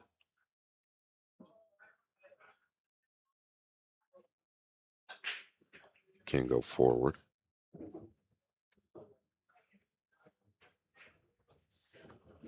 Changes things, though. The pink 4 does not play to the lower left, so he's going to have to get to the right side of the table for the left side pocket. Speed's got to be decent here. A little firm. Should be fine.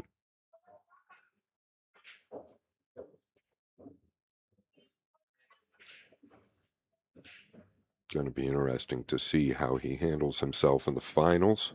I believe he's going to be able to handle these next 5 balls. 20 years young, as we've touched on. Full of talent.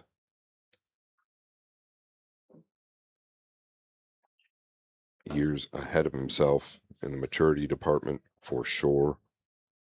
Started out with a snooker background. It's been a few years when he made the decision to take on American pool. Switched up the fundamentals a little bit. And he has been knocking on the door for a long time, really. There is that high ball power that he gets out so easily.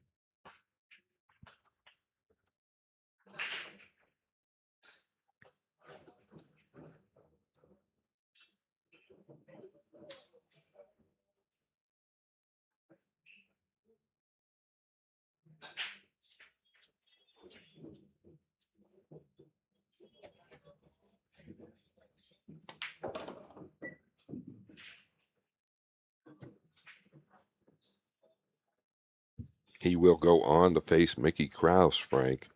It will be a fun match to watch. Mickey has played exceptional all week long, but I want to see what this youngster can really do. 2 left for Claudio. Now 1 left. You have the finals scheduled for 5:30 p.m.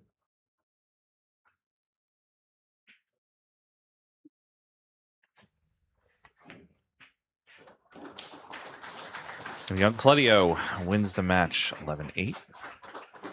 Yeah, Claudio Cacci, is it his time? This next string of events is going to be huge. If he can go on to win this event, it might propel his career to the next stratosphere. We'll see you all back at 5:30. Stay close.